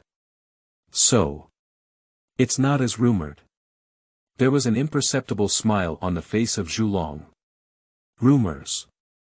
Who spread the rumors? Cangshu said. This came from your good disciple's mouth, so I can only ask your good disciple. Zhulong looked at Chuanwu with a weak iron and said. Chuanwu. Who passed the word? Cangshu turned around and asked. Chuanwu was afraid of being slandered by Manchu Qinglan, fearing that she might catch up with today's conversation and look for her again in the future, so she only signaled with her eyes. Why didn't you make a sound? Is it her? Is it her? Is it her? Cangshu pointed Manchu, Qinglan, Fian, and others in the direction of his gaze. Chuanwu did not identify, and Manchu and others held their breath and were too focused to charge their heads. If they don't speak, then they all agree. I looked at the expressions of the few people with simplicity, and there wasn't a fuel-efficient lamp. These words really seemed to come from their mouths. Master, what do you think? Cangshu said to the master who had always been displeased on the throne. Humph, I thought so. Zhu Long put the paper and pen in his hand and said coldly. You, as a senior brother, asked you to take care of all the affairs in the mansion, so you took care of it for me like this. Cangshu remained silent, and the people in the palace were even more afraid to speak.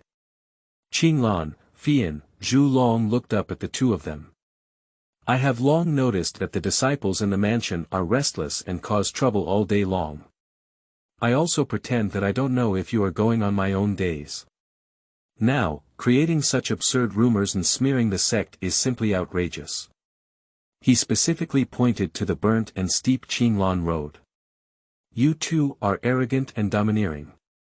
Although you have suffered some trouble at that little mountain spirit's place today, you deserve it. Upon hearing these words, Qinglan and Fian looked at each other, their faces devoid of blood. Punish two people, Qinglan and Fian, who have been guarding the northern corner for 30,000 years. Without permission, they will not be allowed to enter the secret realm for life. As a warning to others. Fian is a restless person. When she heard that she was going to be on duty in the bitter cold north corner all year round, it didn't help but kill her. She fainted on the spot. Chuanwu, disrespectful in his speech. Master, when I return, I will severely punish this evil obstacle. Before Zhu Long could finish speaking, Cangshu rushed to speak. What are you in a hurry for? Zhu Long gave a cold glance at Cangshu, who was eager to protect his disciple, and then said. Punishment, Chuanwu, sweeping the clouds, flowing wind, chasing the moon, and chasing the sun in the four great halls for 100 years. If this delays cultivation, we will have to punish again. Upon hearing this, Chuanwu looked at his master with great gratitude, and finally let go of his lingering heart. Manchu, the oldest but somewhat biased, was punished by copying the Diwu Sutra 10 times and reflecting severely. The master lowered his eyes and continued reciting the scroll on the table. Cangshu, teaching without direction, indulging in chaos, setting an example without benefit, punishing. After a moment of contemplation, the master said, I will be punished with a full 3-day ban, and I will complete these 3,000-year-old notebooks for my seat. After the master finished speaking, he threw a full basket of notebooks and received the Cangshu steadily. Hopu couldn't help but secretly show a smile. Although Master is the Lord of heaven and earth and has experienced many things, he is not rigid and unchanging. Strangers always find him serious and cold, but in reality, he knows the warmth and coldness of human relationships the most. However, in the past 10 days, Chuanwu has become accustomed to practicing martial arts in the morning and evening, and has been cleaning the 4 halls during the day. While proficiently sweeping the withered branches and fallen leaves on the steps, I listened to the murmurs of third martial Uncle Lingyu. Your master is such a person who even accuses others of favoritism. His most biased person is senior brother. Chuanwu listened attentively while cleaning. Senior brother is more like a master than master. Before I came, senior brother and second senior brother had been practicing with master for a long time. Master loved master brother for his intelligence, resourcefulness, and consideration. He also admired second senior brother for his calm, loyal, and reliable demeanor, but he always scolded me. Fortunately, with so many senior brothers now, he didn't point a finger at me and scolded me. Lingyu chuckled twice, then suddenly became more serious and continued speaking. My master used to practice in seclusion, and my senior brother helped me with some documents. My second senior brother took care of the world, but now his family is leisurely and carefree day by day. No wonder when I first met my master, he said I misunderstood him. The mountain god is not busy. Chuanwu also smiled. Maybe I'm getting older, but my master is secluded and not close to women. People worship mountain gods in the world, and you also worship mountain gods and pray for blessings. If anyone hears that my master is actually... Lingyu suddenly lowered his voice and said, "You're actually an old widower. Don't you want everyone around the world to laugh their teeth off? Not close to women. If he doesn't socialize with female immortals, how can he see at a glance that Manchu Qinglan's martial uncles are being artificial?" Chuanwu was amused and burst into laughter, asking with great interest. "Silly nephew. Your master has lived for trillions of years at least. He just doesn't get close to women, and it's not that he doesn't socialize with people." Lingyu tapped Chuanwu's head and smiled. Besides, Qinglan usually relies on the support of Manjushri to act recklessly, and her thoughts are almost written on her face.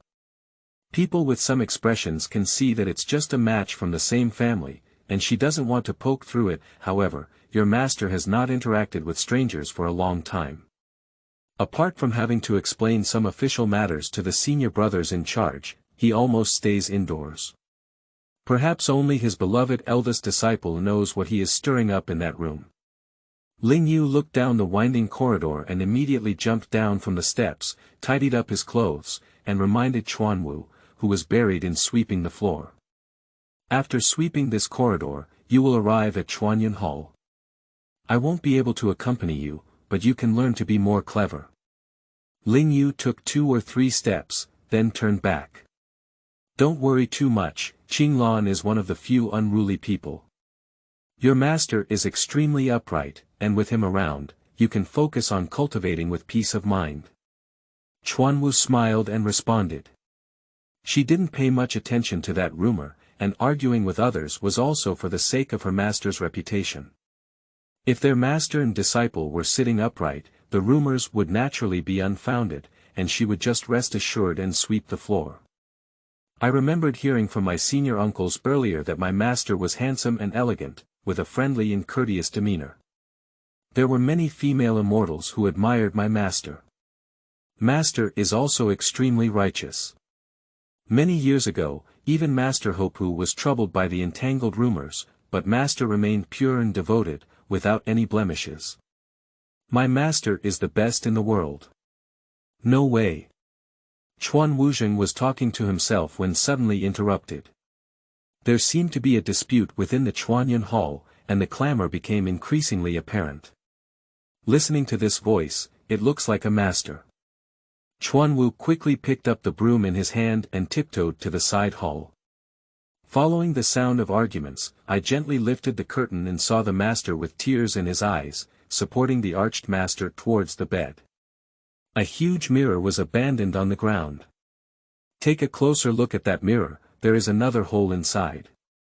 The mirror looked like a pool of black water, with a faint black aura emanating from the water surface. The mirror seemed to be greedily absorbing the spiritual energy of the surrounding environment, causing a curved surface to appear in the surrounding space. This mirror is not an ordinary magic tool. Chuanwu was taken aback, and she could clearly feel the mirror sucking on the breath around her, as if it was about to be swallowed. I saw the master turn around and slowly sit on the couch, with a bright red glare on the corner of his mouth. Trembling, close your eyes and concentrate. After settling down the master stepped forward and collected the black mirror, leaving no trace of the large pool of black blood on the ground. The matter of the abnormal movement in Yuling Lake must be kept confidential. Master held on and spoke weakly. I understand. It's just this lock spirit nail. Master. Master worried. No problem, my old injury has not healed yet, and the lock spirit nail is just a prelude. The master calmed down and just wiped away the blood from his mouth, but instead comforted the others. Although a seal has been temporarily added today, it will be a matter of time before the demon dragon appears in this world. If your injuries are still not healed at that time, there will be no match for that demon dragon in this world. Cangshu urgently said. The master did not answer. Tomorrow, I will go find the West Mountain God and discuss this matter together. No way. Master opened his eyes turning red. Everyone knows that I have entrusted you with full authority to handle all matters within the Mountain God's office. If you leave this Mountain God's mansion to search for the Yingzhao, wouldn't it not confirm the rumors of the evil god in this world? At that time, the city was full of wind and rain, and people were in a state of panic. Now, the evil villains who still disguise themselves as good will show their ulterior motives. If they collude with the demon dragon, you won't be able to resist 10 more sorceries. Cangshu remained silent, frowning and staring at the hem in front of him in a daze. There is only one way now, the master let out a long sigh and murmured to himself. 10,000 years. 100 million years. I can't remember how long that big war has passed. Back then, Yingzhao was injured by a demon dragon, and even the primordial spirit had cracks, and her life was on the brink of death. Despite Nyua's best efforts, she couldn't fully repair it.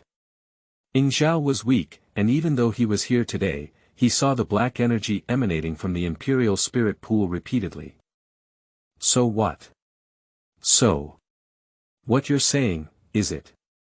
Impossible. Cangshu's eyes showed unprecedented fear. Cangshu, as a teacher, I ask you, why were you born? The master stroked Cangshu's shoulder and said. For the common people, for all things, for the world. Cangshu replied. That's right. When Diwu gave birth to something, it had a meaning. When heaven and earth gave birth to the 5 mountain gods, they entrusted them with the responsibility. Since heaven and earth gave birth to me, they had already destined me to belong to heaven and earth. Cangshu lowered his gaze, tears streaming down his eyes. I still haven't fully recovered, so I'm afraid the situation of Yingzhao will become even more difficult. Tai Feng, Lu Wu, and Jiaochong, the primordial gods, have already shattered thousands of petals and are scattered in the 4 seas and 8 wastelands. The only way now is to find them one by one, and join me to return to chaos, in order to completely eliminate the evil god and dragon. After the master finished speaking, he slowly closed his eyes and continued. I know you can't bear it, but why am I willing to abandon you? Now that you also have apprentices, how can you not understand the hard work of being a teacher? But, Master. Cangshu's voice trembled slightly, as if suffering from countless pains. As a teacher, I always hope that my disciple is intelligent, talented, and delicate. You are my most valued disciple, so don't let me down. End of this chapter. Chapter 5. The merciless pursuit of Cangshu has its own reasons, and the righteous candle dragon has gone without returning. You are listening at novelfull.audio. Chapter 5. The merciless pursuit of Cangshu has its own reasons, and the righteous candle dragon has gone without returning. Chuanwu has been spending these days with his master, who always maintains a calm and strategic attitude. She used to think that even if there was a hole in the sky tomorrow, her master could still smile and fill it in an orderly manner. She had never seen her master so impolite before. I saw Cangshu half kneeling on the ground, his whole body drained of energy, like a puppet, with only his fists tightly clenched. He was already pale, and at this moment, his eyes were even redder and more terrifying. Master, I understand. If the world needs me, I will be the wind and rain of the world. If you need me, I will never hesitate to die. After kneeling for a long time, Cangshu suddenly spoke as if he had figured it out. After speaking, he took a deep breath of fresh air and poured out all the turbid air that had just been suffocated in his chest. After a moment of rest, he regained his spirit and regained his previous calmness. I will take care of the affairs of the world for my master. You can rest assured to go down the mountain. Although Hopu and Lingyu are not as good as you, suppressing this demon dragon for now is not a big problem, so there is no need to worry about our martial brothers. Cangshu said to Zhulong. Zhulong took a deep glance at his most proud eldest disciple, raised his hand, and with luck, he turned a blood droplet into his palm and handed it to Cangshu, saying, "From now on, there's no need to ask me how to handle everything in the mansion anymore. It's all up to you to handle it." "Master." Cangshu had a hoarse voice. Although his master was still sitting in front of him at this moment, listening to these words was as if he was explaining the future affairs to him. Chuanwu was startled by the roar, and the broom in his hand fell off with a loud snap and fell to the ground. The two of them inside the room suddenly became alert as if they had just woken up from a dream. What kind of demon? Cangshu was the first to follow the sound and catch up. In a moment of panic, Chuanwu quickly ran away, but when he turned around, he felt his throat tighten and he couldn't even catch his breath as he tried to break his hands together. "Chuanwu! Why are you?" The voice of Cangshu came from behind, and the clamp in his throat suddenly loosened a lot. Chuanwu's face was purple-red, and he was panting uncontrollably. "Little mountain spirit, you think your life is long, why did you come to listen to the corner of the wall?" Zhulong came out from behind and sneered. "According to the rules in the mansion, what should we do?" Zhulong said to Cangshu. "Imprisoned by fire, on July 47-49. "No way. Master." Although Cangshu held on to the throat of Chuanwu in the air, considering the relationship between master and disciple, he didn't care much about the situation and knelt down on the spot to plead for her. "This mountain spirit is stubborn, why bother pleading for her with all your energy?" Candle Dragon spoke in a fierce voice, ignoring even the pleading Cangshu at his feet. He stepped over and brushed his sleeves back. "Evil disciple." Chuanwujue felt the sky spinning and the earth spinning, and somehow he had already fallen to the ground. The master trembled with anger and angrily rebuked. "You're just fighting with Qinglan, and I'll make your own decision for you. How do you defend yourself today?" The strong wind disrupted the fallen leaves that had been swept up by Chuanwu before, and master stood in the vortex of fallen leaves. Chuanwu suddenly felt that his master was standing on end, with an indescribable fatigue between his eyebrows and eyes. Chuanwu regretted it. She shouldn't have been curious and eavesdropped on the corner, causing trouble for her master.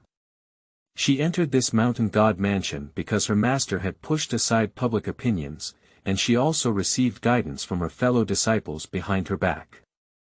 Now that the master is about to lose his master, he has to withstand immense pressure to take on this day for his master. Master has nothing left, yet she still wants to provoke his displeasure. Chuanwu couldn't help but pounce and hugged his master's leg, then leaned against his master's leg and sobbed, mixed with sobbing sounds, scolding himself.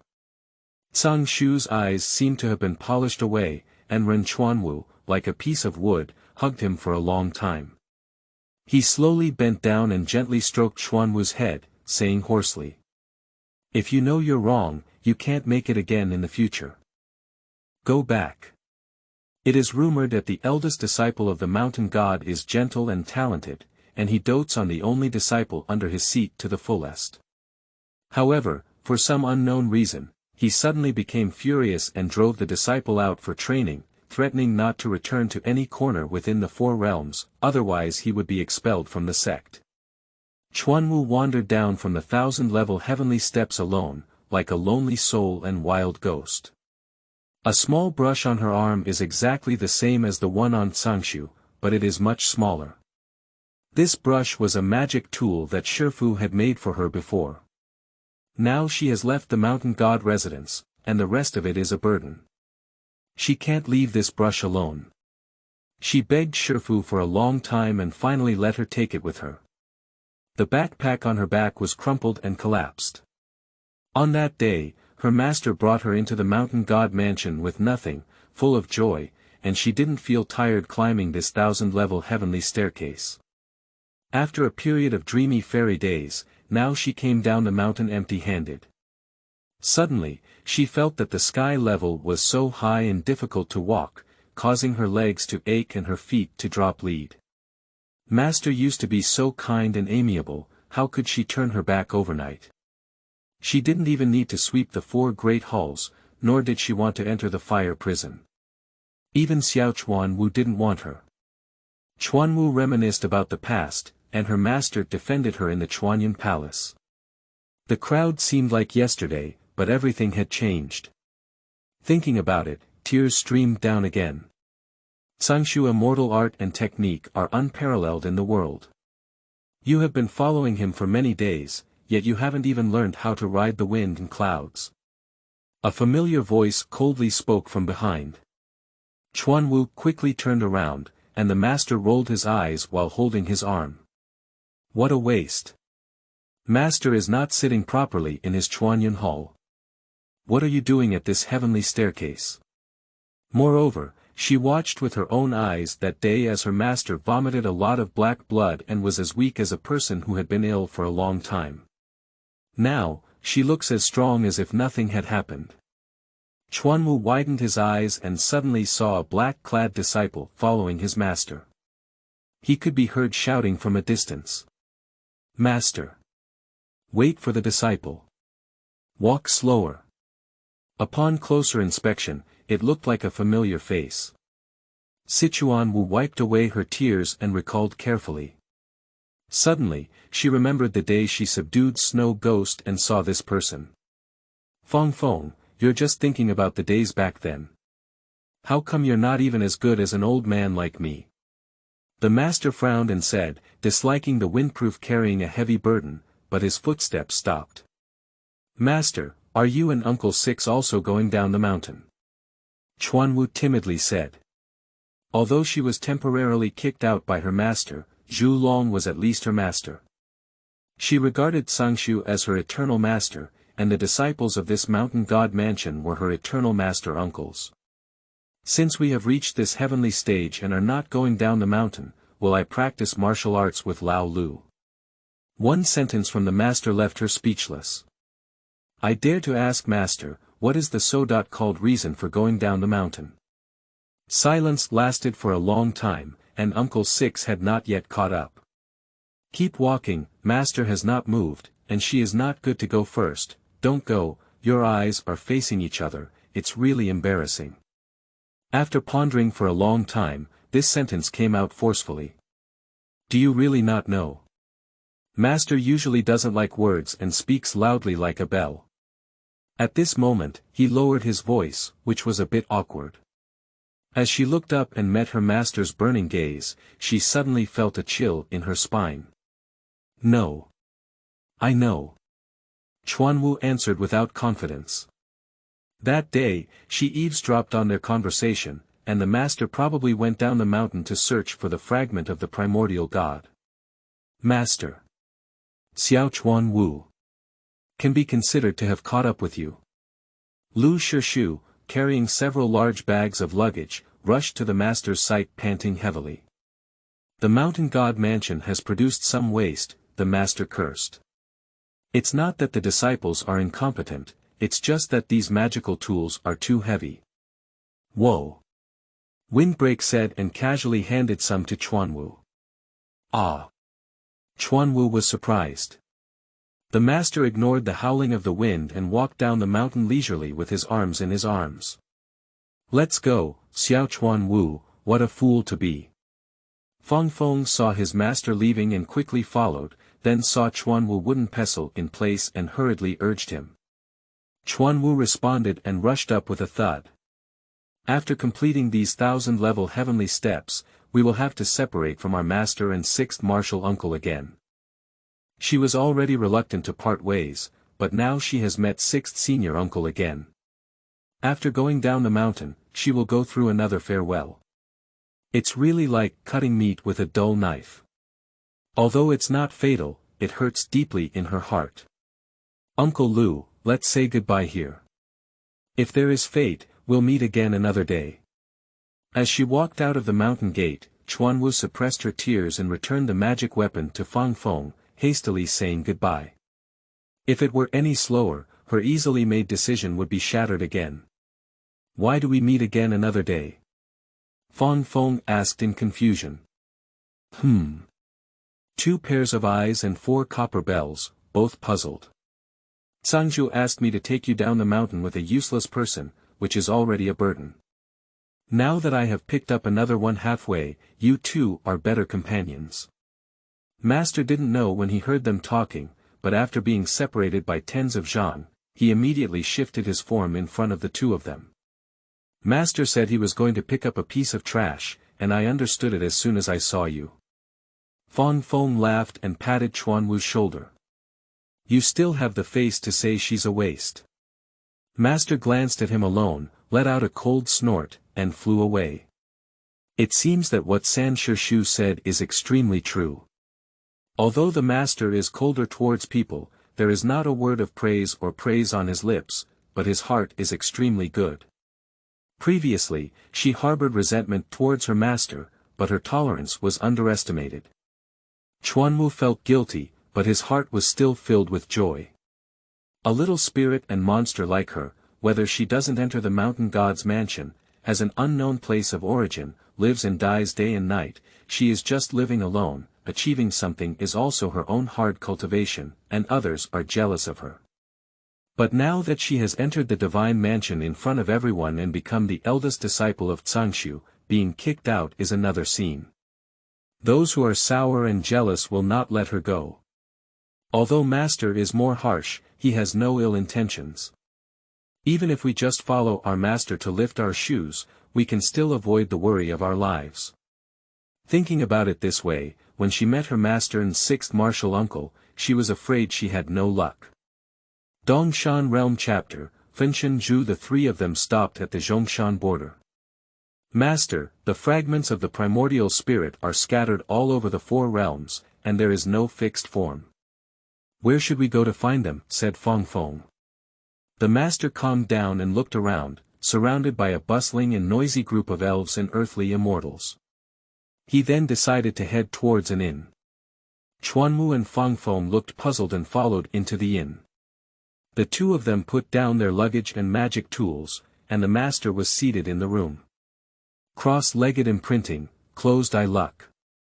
When you 2 protect the Dharma and release the seal, not even a mosquito or fly can be let go in the Dharma field, said the master suddenly. I understand. Fang Feng saluted and swore confidently, then sat down on the side. Chuanwu sat down on the other side, imitating the appearance of the 6th senior uncle. Suddenly, he felt a strong wind blowing behind him, and the cold air was blowing. He didn't dare to look back, only wholeheartedly protecting the Dharma. I saw Zhu Long take off half of his clothes, revealing the black and red chaotic seal mark on his left chest.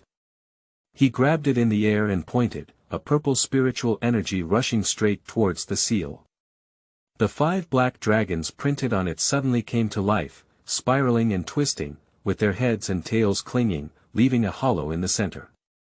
The inside of the cave was sparkling with stars and dust. The hollow space in the heart of Zhu Long was originally called the Cave of Creation, and the dust and starlight were the appearance of Deyu when he was still in chaos. Although the gods of the 5 mountains have different forms, they are one entity. The mountain god was originally supposed to be born as a giant god, but for some reason, after being split by Pangu, the elemental god underwent a strange transformation and eventually split into 5 small elemental gods, transforming into 5 mountain gods. The only way to feel the position of other primordial spirits is to unlock the chaotic spirit within the body. However, the chaotic spirit coexists with good and evil, and over time, it will corrupt the mind and eventually merge with heaven and earth again. The immortality of heaven and earth, the peace of the mountain god, and the peace of all things. Zhu Long disdains respect and inferiority. It is because he is the spirit of all things, and respecting others is self-esteem. It is both self-esteem and selflessness. That day, Cangshu felt heartbroken. It was the day when I had known to gather all the fragments of the primordial spirit, and it was the day when my master's soul returned to chaos. Dust returned to dust, soil returned to earth, and there was no candle dragon in heaven and earth. At the moment when Chuanwu was concentrating, he suddenly heard a dragon chant, as if rushing from the sky, stirring the heavens and earth. Turning back secretly, the master was no longer sitting on the couch. The huge purple-black dragon tail almost occupied the entire room. Looking along the tail, several dragon claws were strong and powerful, each holding a colorful pearl. A sharp and long ice needle was prominently nailed to the dragon's spine, piercing deep into the bone marrow, and black blood and black gas gushed out along the needle. The master was naked on his upper body, covered in scars and shocking. A hole was torn in his chest, and the master frowned in pain, trying not to make any sound. But the dragon chant in the sea of Chuanwu's brain became even more heart-wrenching, shaking her heart and liver to the point of rupture. The Dharma field is grand, and the airflow is surging. A pillar of incense is around, and the dragon chant in my mind suddenly disappears, and the wind behind me gradually weakens. Is this? The lifting of the ban is about to be completed, and the Dharma field has begun to gather. Chuanwu was feeling fortunate when he suddenly suffered a painful blow to his chest and abdomen. He opened his mouth and spat out a mouthful of blood, almost fainting. Chuanwu! Fang Feng shouted loudly and quickly rushed over to block the second surprise attack. He quickly devised a trick to create a cover to protect Chuanwu, and then returned to protect his master. The indoor airflow swirled eerily, twisting and twisting in one place, and within the wind vortex, a two-headed and four-legged Depeng bird demon could be faintly seen. It's a wind demon. Windproof and vigilant, their eyes fixed on the wind demon's movements, yet they dared not leave the magic field to fight against it. Chuanwu only hopes that master can complete the release of the seal before the next action of the wind demon, otherwise this wind demon will come with a fierce force and will not be good. The wind demon let out a hoarse scream and swung its wings to cover its face with a gust of wind. Seeing the wind rushing straight towards the master, Chuanwu didn't care much and stood up to welcome him. Even if she risked her worthless life today, she still had to protect the weakest master at this moment. It was just for the sake of fulfilling the duty of a master and disciple. Wind defense is second only to Cangshu and Hopu, and is also a first-class god of war. Seeing that Chuanwu was seriously injured and her master had not yet completed the lifting of the seal, she forced her to accept the attack as if she didn't want to die. Her heart was burning with anger, and she exerted all her strength to fight against the wind demon. Although the wind demon was an ancient evil spirit, it was once tumultuous and difficult to meet an enemy, but it was suppressed for millions of years. After all, the wind had degraded a lot. In the past, he could rival Zhu Long Yingzhao, but now he has been struggling with Zhu Long's disciples for a long time and is somewhat weak. Seeing that he was about to suffer losses under the command of Fang Feng, the wind demon panicked and made a whirlwind position. Taking advantage of Fang Feng being blinded by the yellow sand, he used all his strength to spit out millions of sharp arrows and headed towards the Dharma field. Chuan Wuqiang propped up a cloud shield to protect his master, but suddenly his eyes turned black. No knives in the early stage, rest assured to watch hope to vote more, thank you for your support. End of this chapter. Chapter 6 Wind Demon's Method. Mountain God in Danger, Encountering Old Friends, Master and Apprentice Separation. You are listening at Novel Full.audio. The source has no content or has errors. Chapter 7. The Wind Demon's Anger Returns, Without Yan's Weakness, Farewell to Dongshan. You are listening at Novel Full.audio. The source has no content or has errors. Chapter 8. The abyss and great valleys are filled with evil and rampant, making it difficult to determine whether to be a master or a disciple. You are listening at Novel Full.audio. Chapter 8. The abyss and great valleys are filled with evil and rampant, making it difficult to determine whether to be a master or a disciple. The two of them returned to their room in a muffled state, losing interest in treasure hunting after all this commotion. They each packed their things and waited for their master. In the blink of an eye, the sun was setting in the west, and the bright red sun seemed to be within reach. Chuan Wu was staring blankly at the red sun sinking inch by the window, and suddenly remembered what Grandma Tree had said before. After Pangu opened the heavens and the earth, he merged with them, breathing like wind and rain. His limbs and torso became the 5 sacred mountains in the southeast, northwest, and central regions, and his muscles and blood became rivers and streams. The sun was his eyes. Grandma Tree said that Pangu's left eye has turned into the sun, and his right eye has turned into the moon. Pangu had a golden crow in his left eye, so the sun was brighter than the moon. "Uncle Lu, have you ever seen the golden crow in the sun?" asked Chuan Wu. Jin Wu. Fong Fong couldn't help but say, "I once heard from my master that Jin Wu was a big bird with golden feathers all over its body. It was 100 miles long and shook the mountains and the earth with just one call." Jin Wu flew from Yanggu in the east to Yuyuan in the west every day, but unfortunately. What a pity. Fong Fong suddenly stopped speaking, and Chuan Wu hurriedly urged him. "Unfortunately, Master said that Jin Wu is actually a blind bird, born without eyeballs. It relies on feeling the surrounding airflow to find direction and can only hover on the east-west line forever." Fong Fong sighed and said. As a giant bird, Jin Wu lived alongside heaven and earth, and should have lived freely and freely. Like a candle dragon, it was revered by immortals and could never find its direction, forever trapped in its own blind eye. Chuan Wu let out a heavy sigh. The sun has exhausted its last ray of light, and the entire Dongshan region, and even the entire Pangu land, have welcomed stars and the night moon. Has Jin Wu ended today's confusion and fear again? Chuan Wu thought to himself. She used to hope for sunrise and absorb a lot of sunlight. Today, after listening to her master's lecture, for the first time in her life, she actually hoped that the sun wouldn't rise. Jin Wu was too painful. As night fell, pedestrians on the street were almost extinct.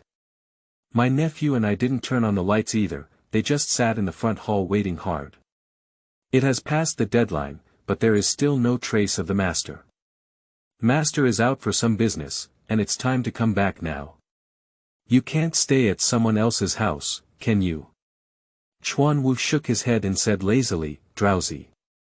Master, did he also leave without saying goodbye before, unable to trace his whereabouts? The mention of Chuan Wu has awakened Fong Fong. The master used to take them on a journey across the 4 seas.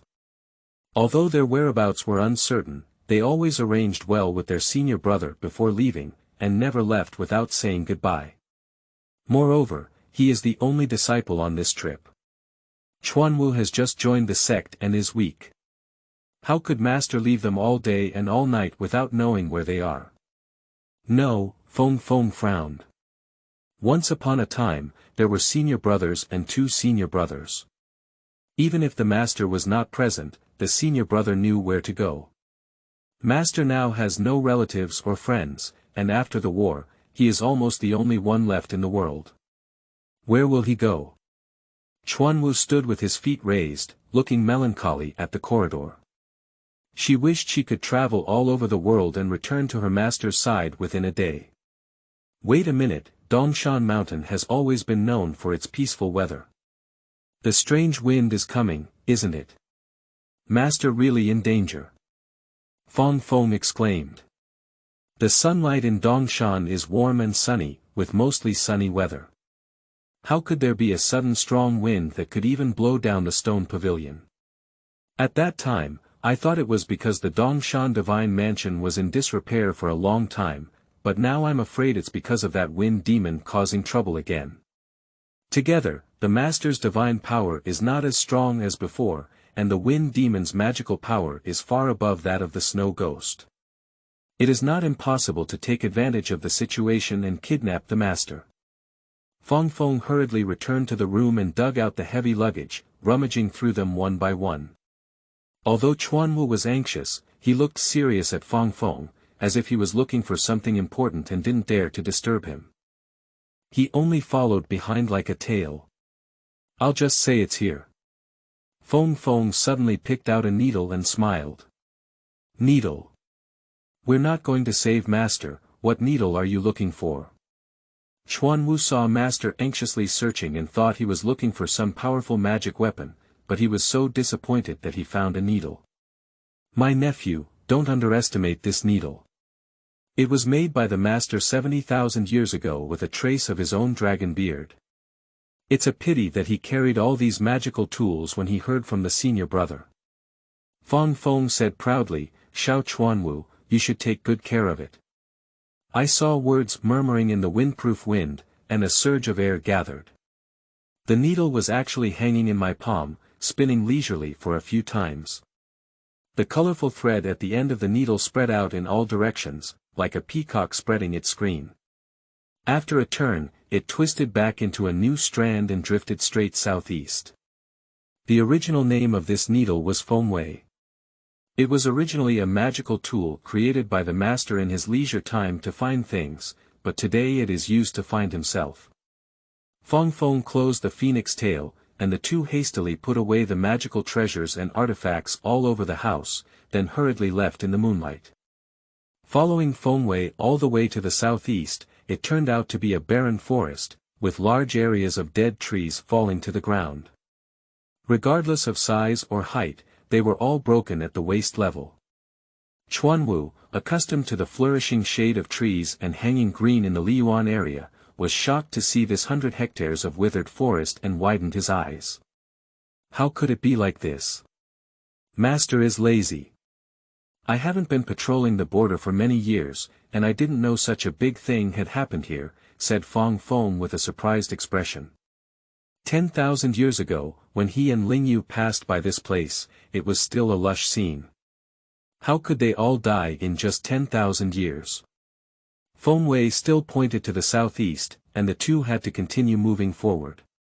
The stars were shining brightly, and the moon had disappeared into the clouds at some point. The road ahead was dark and uncertain, and even the brave and courageous Fang Feng dared not rashly wield his sword, so he had to walk down to the ground. The two of them walked much slower, and after walking for almost 2 hours, the colorful line of Fengwei gradually fell and lost its brightness. Perhaps Master is nearby. Observing the surroundings with wind prevention vigilance, there is a towering cliff ahead, surrounded by dry forests on 3 sides, and it doesn't look like a Tibetan place no matter what. Little doll. A gust of fierce wind swept through the ground, making the Sichuan crow unable to open its eyes. In the sand and dust, a huge object gradually approached. Be careful of Chuanwu. Fang Feng shouted loudly and stood up to protect Chuanwu behind him. The sharp sword in his hand was instantly broken in two by the hurricane and fell off the cliff bottom. Without magical tools, even the powerful wind defense cannot withstand the repeated attacks of the wind demon. The withered forests around made a rustling sound, as if 10,000 ghosts were crying and lamenting the excruciating pain of death. Chuanwu covered her ears, it was terrifying. The crying was so painful that it seemed to tear her soul apart. The strong wind uprooted the withered trees and instantly peeled off a layer of land. The yellow sand twisted into a giant dragon, flashing towards the windbreak. Although the wind defense is strong, it is difficult to determine where the enemy is, and even if he has all his abilities, he is useless.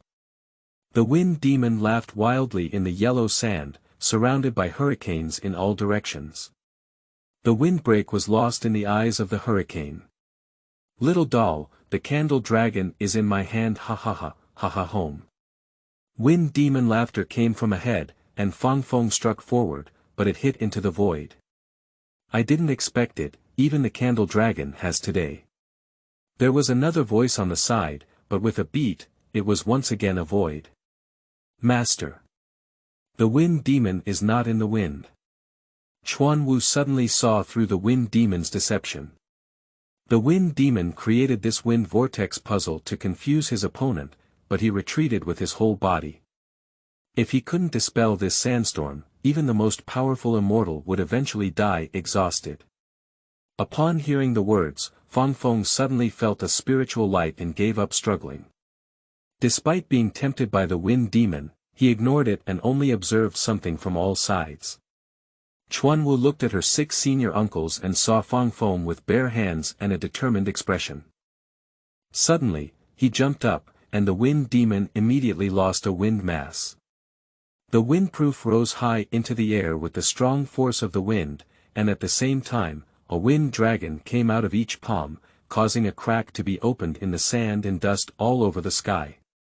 Feng Feng exhausted all his strength, his veins bulging all over his body, gritting his teeth and continuing. Don't inquire about who I am, this wind vortex mystery also wants to trap me. Dream. The wind vortex was completely unstoppable, and with a loud bang, the strong wind and sand burst instantly, revealing the true face of the giant object after the dust. It is indeed that wind demon. The wind demon saw the raging sand being broken and quickly retreated, flapping its wings and retreating to the sky above the cliff, revealing 4 sharp claws. A purple-clothed child was tightly held in his claws. Master. Chuanwu saw Master on the brink of death and let out a scream. He hurriedly approached, but was grabbed by Fang Feng. This wind demon has a much deeper cultivation than that snow ghost. You're not seeking your own way up there. Get away from it. Although Fang Feng spoke to her, his eyes were fixed on the wind demon. Snow ghost. The wind demon howled wildly as soon as he heard the word snow ghost. Come back to snow ghost. The pair of wings of the wind demon is as big as the backyard of the mountain god mansion, making it difficult to resist the slightest movement of sand and rocks. Chuan finally understood how the vast dry forest came about, and was so angry that he gritted his teeth. The snow ghost has long been living in the void realm and has been burned to the bone by the industry fire. Fang Feng deliberately frightened. Then let your little master be buried with you, said the wind demon hoarsely, as he was about to loosen his claws. Master. Fang Feng rushed forward, but was hit head-on by a gust of wind. Hand over the snow ghost, and your master will be safe and sound. Otherwise, there will be no place to bury him, ha ha ha. The shoulders and backs of the wind demon trembled with anger, rubbing their hands and preparing to fight to the death against the wind demon. Release the snow ghost, and your master will be able to return to your side safely. Swapping snow ghost for candle dragon is not a loss, no matter how you think about it. Swap it, swap it.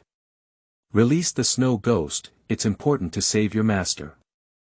Otherwise, how can you live up to your master who raised you? Don't you love your master? Just watch him die. Release the snow ghost, then you don't have to worry. The voice of the wind demon came from all directions, and Fang Feng was in a dilemma, holding his head in pain. The morning light was faint, and the sky was hazy and bright. The Sichuan crow carefully observed the wind demon in the dim light. Its head, 4 feet, a pair of wings, and huge iron-like feathers covered its entire body, almost flawless.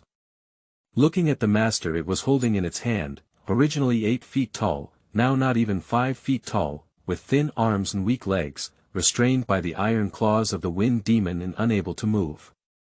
The small body was trapped in the trillion-year cultivation of the candle dragon, and even a slight use of divine power was about to be backfired. At this moment, it had no fighting power and could only shout to Fang Feng.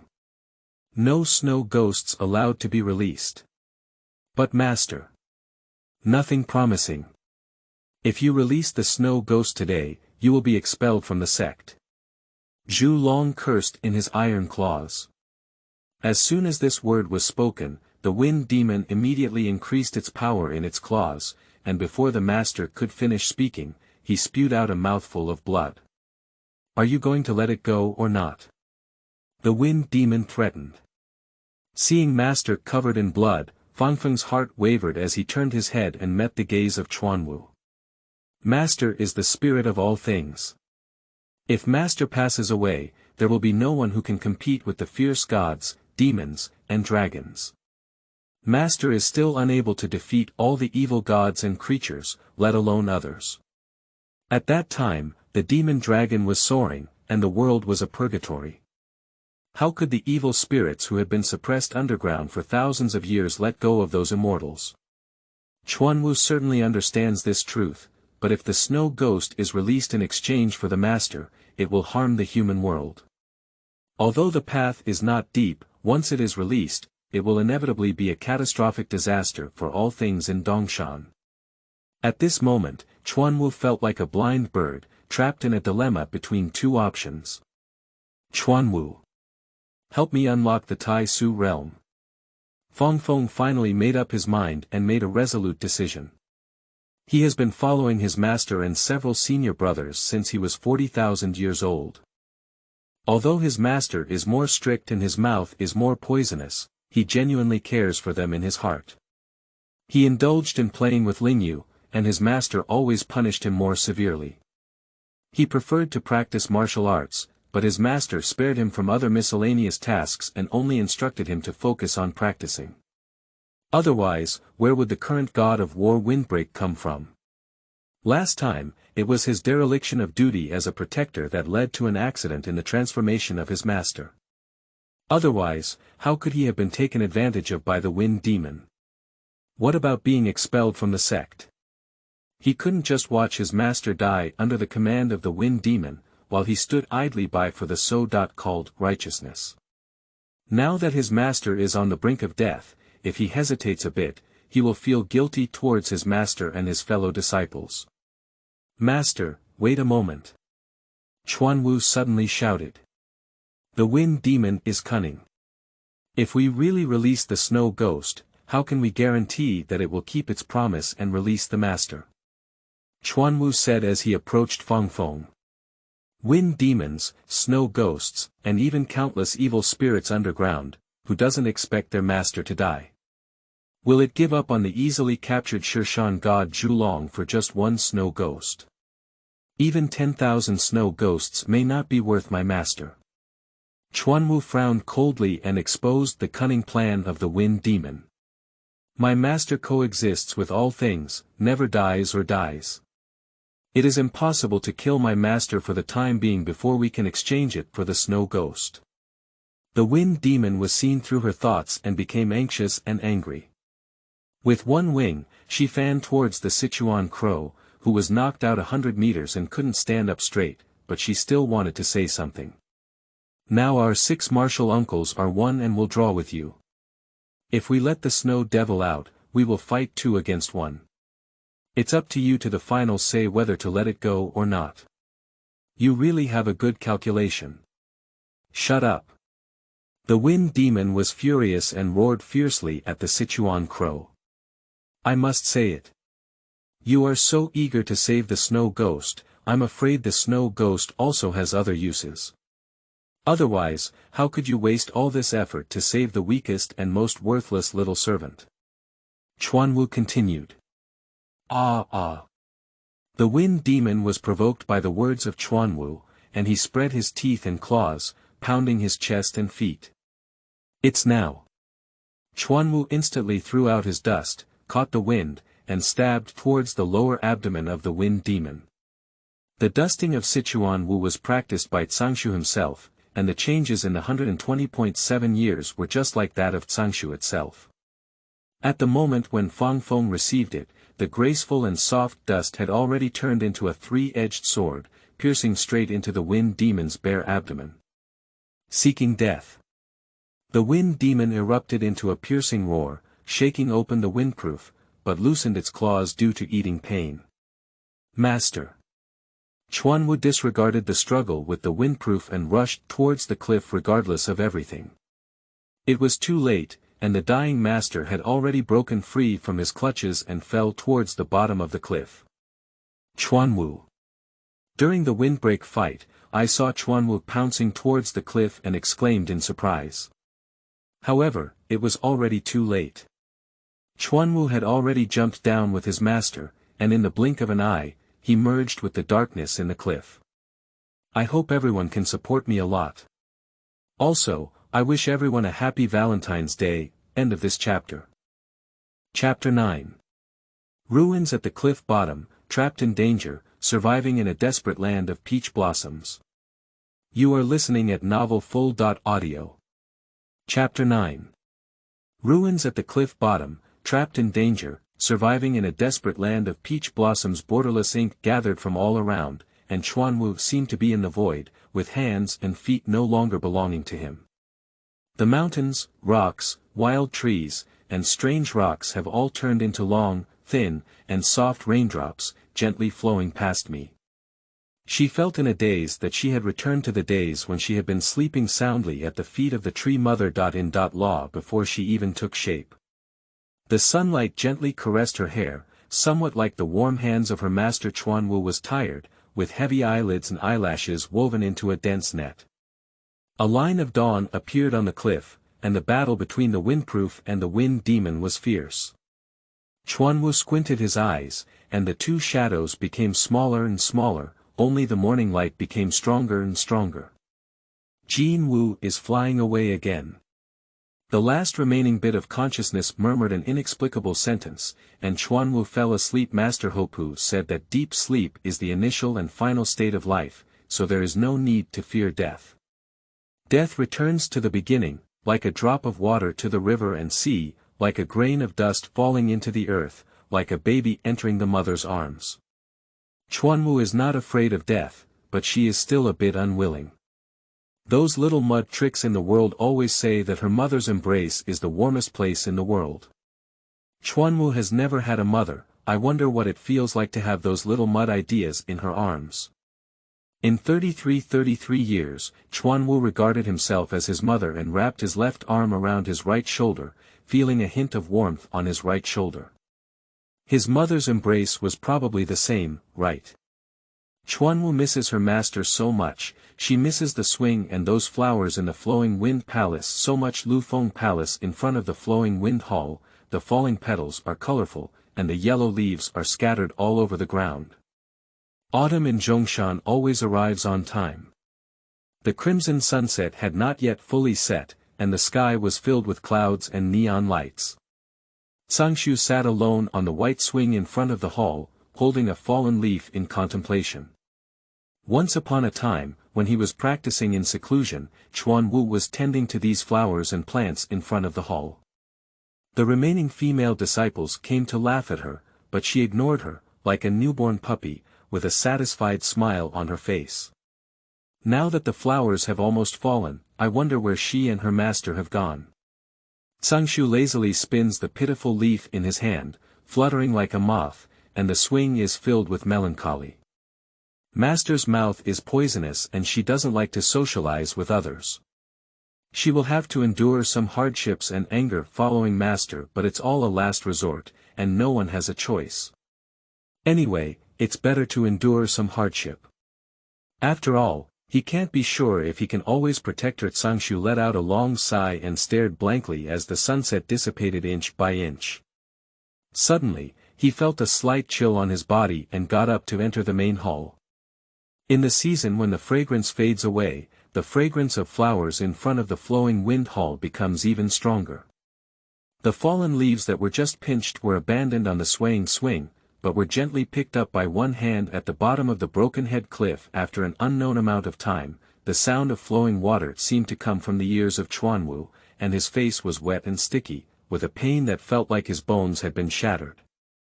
When I opened my eyes, it was a hazy darkness, with a thin line of sky above my head, and I couldn't see day or night. Chuanwu wiped his face and his hands also had a sticky smell. With the sparkling water light, I looked closely. It was actually black and dry blood that had been dry for a long time. I scooped a handful of dark river water to wash it, and the water was so cold that it was like newly melted snow water flowing down from an iceberg. The whole body was in excruciating pain, and the blood was coming out from somewhere unknown. Chuanwu was groping around in a daze. Master! Master! With a hoarse voice colliding and echoing around the four walls at the bottom of the cliff, it fell back into Chuanwu's own ears, desolate and miserable, like a dying person calling out his soul. Chuanwu didn't care about anything else and dragged his tired and painful body up in search of his master. She fell to the bottom of this cliff but did not die. Perhaps it was luck, or perhaps her body was nurtured strong by her master and she managed to survive. Master Ko had a weak child body and suffered internal injuries while fighting with the wind demon. He fell off this 10,000-foot cliff, luckily resulting in a complete body, but unfortunately Chuanwu dare not think about it anymore. The dissatisfaction with the master's harsh criticism and the resentment towards forcing Wu Yan away have all been thrown out of her mind. She only hopes that the master can live well, even if he is half paralyzed or mentally disabled. She only hopes that the master will live. Master! Master!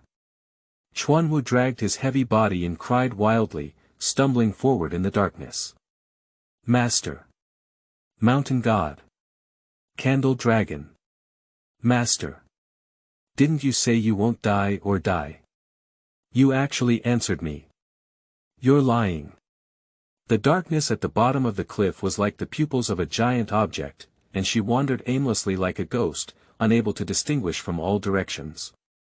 Suddenly, my feet were violently stirred, and my clothes seemed to be torn apart. In the darkness, Chuanwu couldn't care much. He struggled up in pain and lay on the ground, probing forward little by little. With the tactile sensation of fabric on his hands, Chuanwu was startled and his fingertips trembled. He cautiously continued to explore forward, feeling the warmth of his skin coming from his fingertips. He slowly explored forward and touched a pair of furry eyes, which were deeply closed. With a buzzing sound in his mind, Chuanwu quickly rushed forward and carefully explored whether the body was dead or alive. Eyes. Nose. Lips and jaw. The immense joy of master surged through her brain, and she could only feel the world spinning and everything was silent. Chuanwu was really weak. He propped up his arms, half lying and half kneeling beside his master, and gently called out in his ear. Master! Don't die! Sob, sob, sob, sob. Tears fell heavily on Zhu Long's emaciated face, some sliding into his eye sockets and some hitting his lips. The candle dragon still lay dead, unresponsive. Chuanwu used all his strength to move the master to a slightly brighter flat ground, and then moved his head onto his lap, gently wiping the bloodstains on his face with his sleeve. She didn't understand her own state of mind, only felt as if heaven and earth had disappeared, and her master, uncle, and Wuyan had all disappeared. In the elusive void, there was only her and her master in her arms. Like two residual flowers nestled on the same branch in heavy rain. Zhu Long hasn't fallen asleep like this for a long time. He seems to have returned to the era of the wilderness, and also seems to be in chaos, like the confusion before Pangu split heaven and earth. Being a mountain god for too long, the boundless darkness and emptiness made him feel extremely anxious. Consciousness seems to turn into a big ball, like the sun, moon, and stars, sometimes far, sometimes close, sometimes clear, sometimes blurry. Zhu Long didn't know where he came from or where he was going, only feeling deeply helpless and confused. Suddenly, a gentle and powerful voice came from the distant edge of the universe, ethereal and ethereal, lingering softly in the void. Zhu Long wanted to listen carefully, but his voice was as elusive as if covered in a layer of mist. Chuanwu held the head of the candle dragon and gently hummed the nursery rhyme from the old tree mother. In law who coaxed them to sleep. The spring breeze is light, the spring flowers are abundant, and the spring water flows far and wide. Where is the new swallow's nest? Spring wakes up, the spring atmosphere is new, and the spring breeze blows endlessly. The warm and spacious collar of the tree granny was adorned with 7 or 8 little elves. The bright moonlight fell on the tree granny's kind face, and she gently comforted them to sleep like the Sichuan crow gently patting her master at this moment.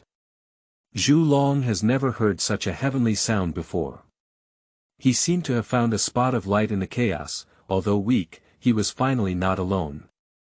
The boundless darkness began to tear apart from that spot of light, and a vast expanse of white light burst forth in front of it. Chuanwu hummed and suddenly felt uncomfortable.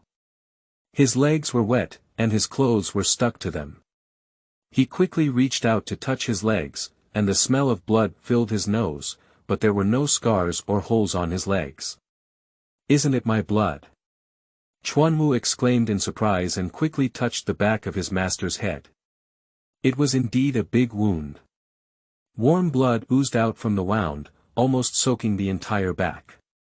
Chuanwu leaned his master against the wall, gritted his teeth, turned his back, and slowly loosened the waistband. With a piercing sound, the pure white inner garment was torn into 2 pieces. The light was dim and unclear. Chuanwu only relied on touch and groping to tie 2 pieces of fabric together, and tied his hands and feet to the master's head to stop bleeding. "Master, if I were to return to the mountain god mansion alive, you would have to thank me well. At least let me be a serious disciple, right? Don't they always laugh at me as a little mountain spirit picked up by my master and can't stand the stage? You can give me more money, I have to extort a lot of money from you. Whatever you want, you can do. I want to buy the best-looking golden flowers, wear the most beautiful dresses, and also buy. Woo master, don't die. At the bottom of the cliff, there is no sunlight all year round. The flowing water is piercing cold, and the moisture seems to penetrate the bone marrow." Chuanwu was wearing only a thin single garment, crying and tired. His mind slowly regained its rationality and calmness, and he couldn't help but tremble. Her spiritual power is weak, there is no wood to make a fire below, and flames cannot be formed out of thin air. It's okay for her to suffer from some freezing, but the master's body has cooled down inch by inch. In such a predicament, the 2 of her are probably going to die in this deserted place. Zhulong Yuanshan stood next to Chuanwu, arms clasped in both hands, frowning as he quietly watched the little mountain spirit crying with a corpse in front of him. She doesn't mind being dirty. Zhu Long was secretly surprised. The only thing that died was his temporarily cramped physical body, which restricted his use of divine power several times. If it weren't for falling off the cliff, he would still be trapped in that small body, holding back and bending as a child. It's better to die, to settle everything, and it's also considered early liberation. No, Master is still waiting for me to go back. I can't just die here without any reason. Zhulong looked at the little mountain spirit with a runny nose and tears, sobbing and struggling to get up with her master on her back, and quickly stopped it. She's not dirty enough to walk around with a bleeding corpse on her back. As soon as Chuanwu took 2 steps, the master slipped off her back. She is a kind-hearted and righteous person. Even if the master is unconscious now and may not remember her efforts, she will never leave the master to live on her own. Chuanwu gritted his teeth and leaned against a higher rock, bumping and finding a good posture to continue exploring. Taking 2 steps, the master slid down again, as if someone was pulling his leg from behind. Chuanwu bounced upwards and took 2 steps, but the master slid down again. Master, fortunately you are a little dull now. Sister is saving you, so I can only disrespect you. Chuanwu touched the head of the little master and said affectionately, while deftly peeling off the 2 sleeves of the master and tying them around her own waist. The master was stripped half naked, his pure white skin exceptionally striking in the darkness, shirtless, with 2 small arms hanging on either side, swaying back and forth like a swing. Although Zhu Long didn't like this small body, it was still a part of him. He watched with his own eyes as his disciples stripped him naked. His face was red and white for a moment, and he didn't know if he was angry or ashamed. His face was about to merge with the black rocks on all sides. You little mountain spirit, don't you know that men and women are different? After a while, the owner with a snow-white body finally couldn't help but hold back a sentence in the darkness. Besides seeing Cangshu and Hopu on his shoulder and back while healing, he was stripped naked by a woman. It was really the first time.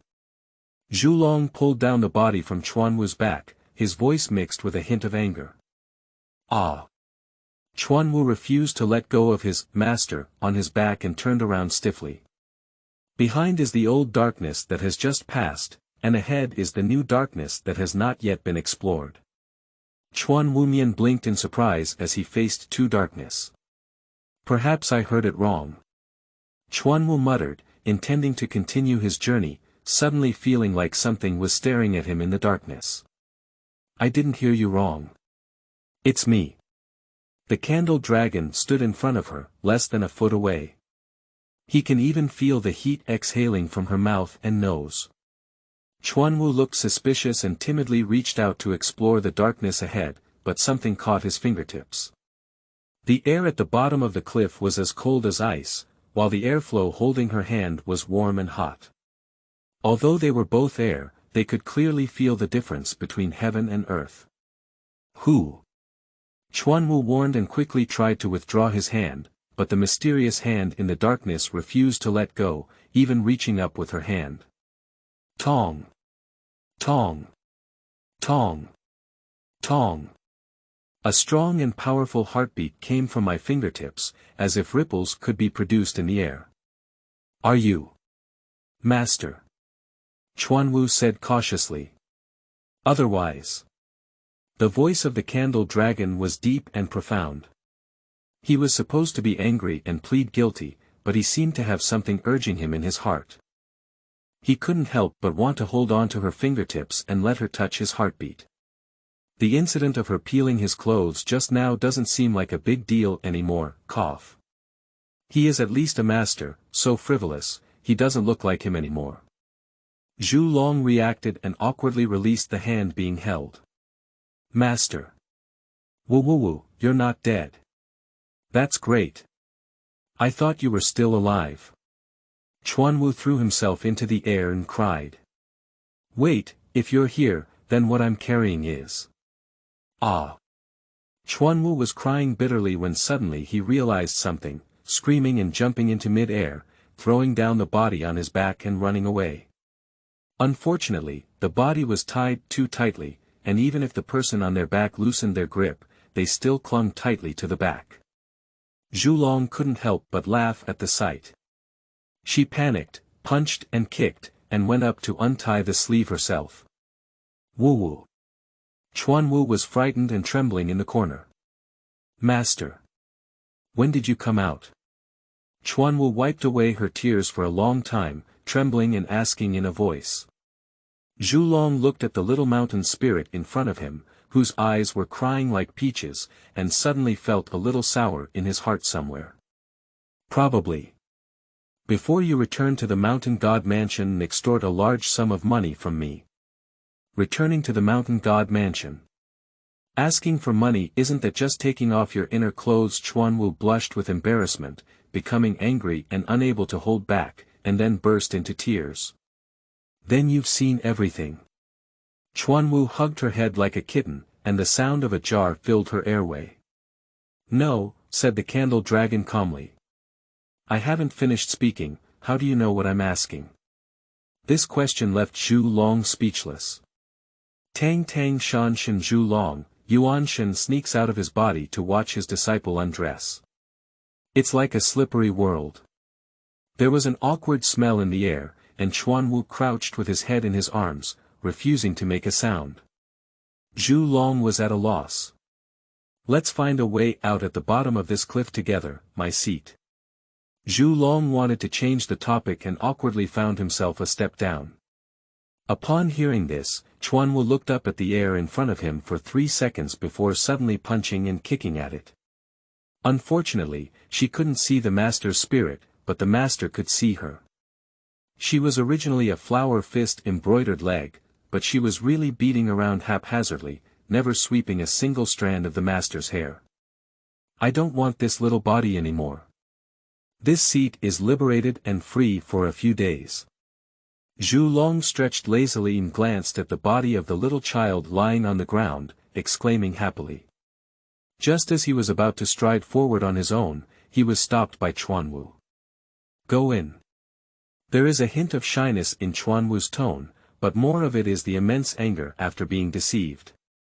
How dare you command this seat? Candle Dragon looked sideways. Go in. Chuanwu pointed at the purple-clothed child lying on the ground and said coldly. Zhu Long has never seen anyone dare to be so domineering in front of his mountain god Zhu Long. How dare they command him? How much courage has she gained? At that time, he was thrown off the cliff by the wind demon, knowing that he would not be killed. What died was this small body that restricted him. When his spirit is liberated, it's no problem to be just a wind demon.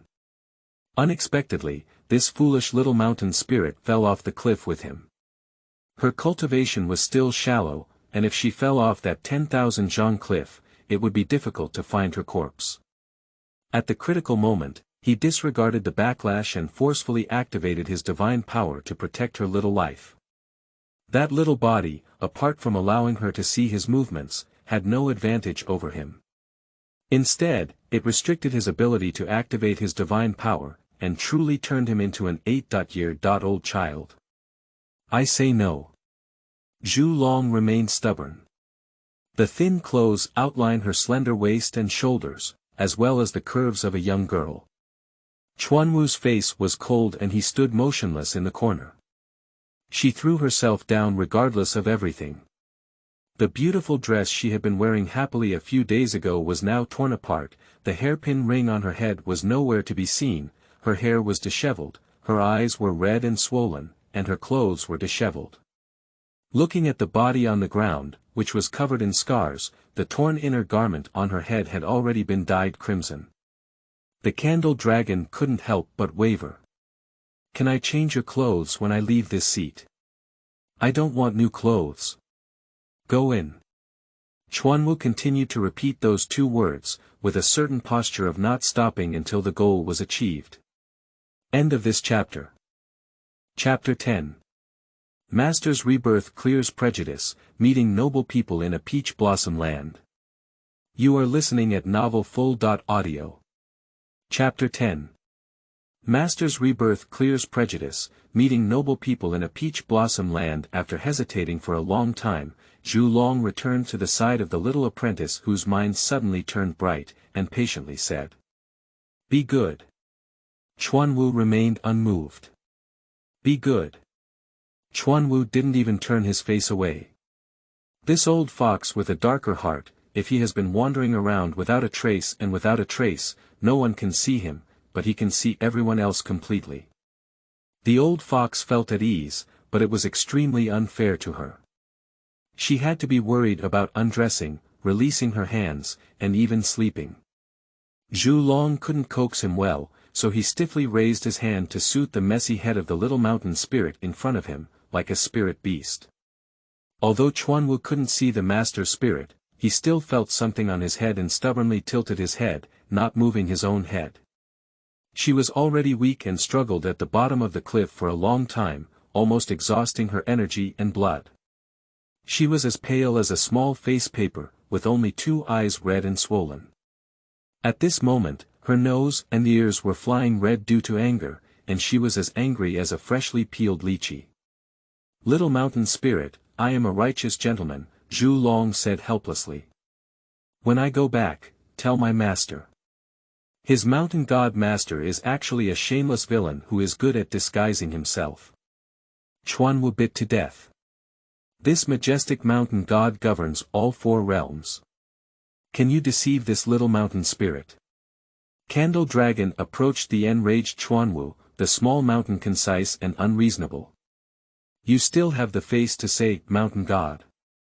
It's a shame that people all over the world respect the mountain god in every way, you. Upon hearing his insincere defense, Chuanwu remembered that her master was not by his side, and that senior brother Wu Yan had been forced away by him. She had been bullied and had no one to decide, as if she had suffered a great injustice. She covered her face and sobbed uncontrollably. "Little mountain spirit." Zhu Long patted Chuanwu's shoulder, but was grabbed by her and turned around to take a hard bite. Chuanwu bit his arm, tears still in his eyes, and suddenly opened his eyes in surprise, full of disbelief. Hurriedly turning her head, the 8-year-old master stood beside her alive. "You can leave now. I don't want to die in this barren land."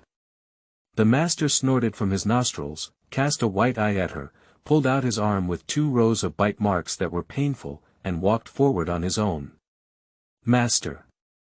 The mountain god Zhu Long, who is the only one in the world, actually obediently returned to his small body. Looking at the young master limping ahead, covered in bloodstains and with her inner garment tied on her head, Chuanwu couldn't believe it. Tears on her face had not yet rolled down, so she hurriedly rushed to catch up with the master who had been flying away. The two stumbled along the hidden river. Master said that all rivers in the world are the bloodline of the great god Pangu, and one can find a way out by following the hidden river. At the beginning, Chuanwu was still spirited, worried that the windproof on the cliff could not defeat the wind demon, and also worried that the windproof thought that he and his two had already died. How sad should all the martial uncles be? The candlelight dragon's head, which was whispered with a small mouth, was suffocating. He has never seen such a noisy person before. I thought Ling Yu and Fang Feng were already the top contenders in the world, but when they were placed in front of Chuanwu, they still paled a bit. Compared to the two of them, this little mountain spirit is only slightly superior. Zhulong walked straight ahead with a calm face, and Chuanwu chased after him with two short legs behind him. The cliff bottom became more and more dangerous as it walked, the water deeper and deeper, and the cold became heavier. After walking for a long time, Chuanwu couldn't hold on any more and his words gradually decreased. Quiet was much quieter, but she felt her eyelids getting heavier and heavier. She leaned against the stone wall and rested for a few moments. The flowing water was gurgling, and she felt a bit drowsy listening. Don't sleep. The master, who was walking far ahead and complained about her noise, returned to her side at some point and said seriously. Sleepy. Chuanwu's eyes were blurred and he said lazily. You can't sleep. Zhu Long crouched down and grabbed her shoulders, commanding, little waist, once you sleep, you'll never see your master again. Chuanwu was as soft and fluffy as a frosted eggplant, leaning against the stone wall and refusing to rise. I really don't know what Cangshu thinks. Zhu Long leaned his forehead and said helplessly. After a moment of silence, he squatted down in front of her and said, Come up. I will take you on my back for a journey, and I will surely thank you for your kindness in saving me at all costs, Zhu Long said reluctantly. Chuanwu hesitated to take action, so Zhu Long decided to personally take action and put her on his back. He stood up very steadily. This body is only 8 or 9 years old, but the soul within it is powerful. Chuanwu is nothing more than cardamom at best, thin and weak with a malnourished appearance. If it weren't for this small body that couldn't support her, carrying 10 of them would not have been easy for her. Every step taken in the darkness is extremely careful. After walking for an unknown amount of time, the undercurrent suddenly surged forward, and even further forward, there was a cliff gap that was more than 1 person wide. Although the branches and vines covering the gap were lush, they still couldn't block the dazzling light shining from it. The master and disciple seemed like long thirsty travelers, stumbling and rushing towards the light. It's so easy to pass through that narrow slit, inside it's a paradise. Golden Will Hidden Realm, I didn't even know that there was such scenery at the bottom of this cliff. The candle dragon looked around and murmured to itself. Underneath my feet are lush green grass, with fragrant flowers and trees wafting down the hillside. It is truly a peaceful scene. The original underground currents have gradually turned into clear rivers filled with water splashes, flowing leisurely towards the distance. The warm sunshine fell from the head, basking warmly on the cold skin of Chuanwu. Suddenly, Chuanwu felt some sensation. Hungry. Master. Zhu Long was still carrying his useless disciple on his back when he suddenly heard a soft moan in his ear. Hungry. Chuanwu's aura was as flowing as silk, his head hanging on his shoulders, and his hands embracing his neck like chicken feet, unwilling to let go. What's going on? Hello. Little mountain spirit. Nausea.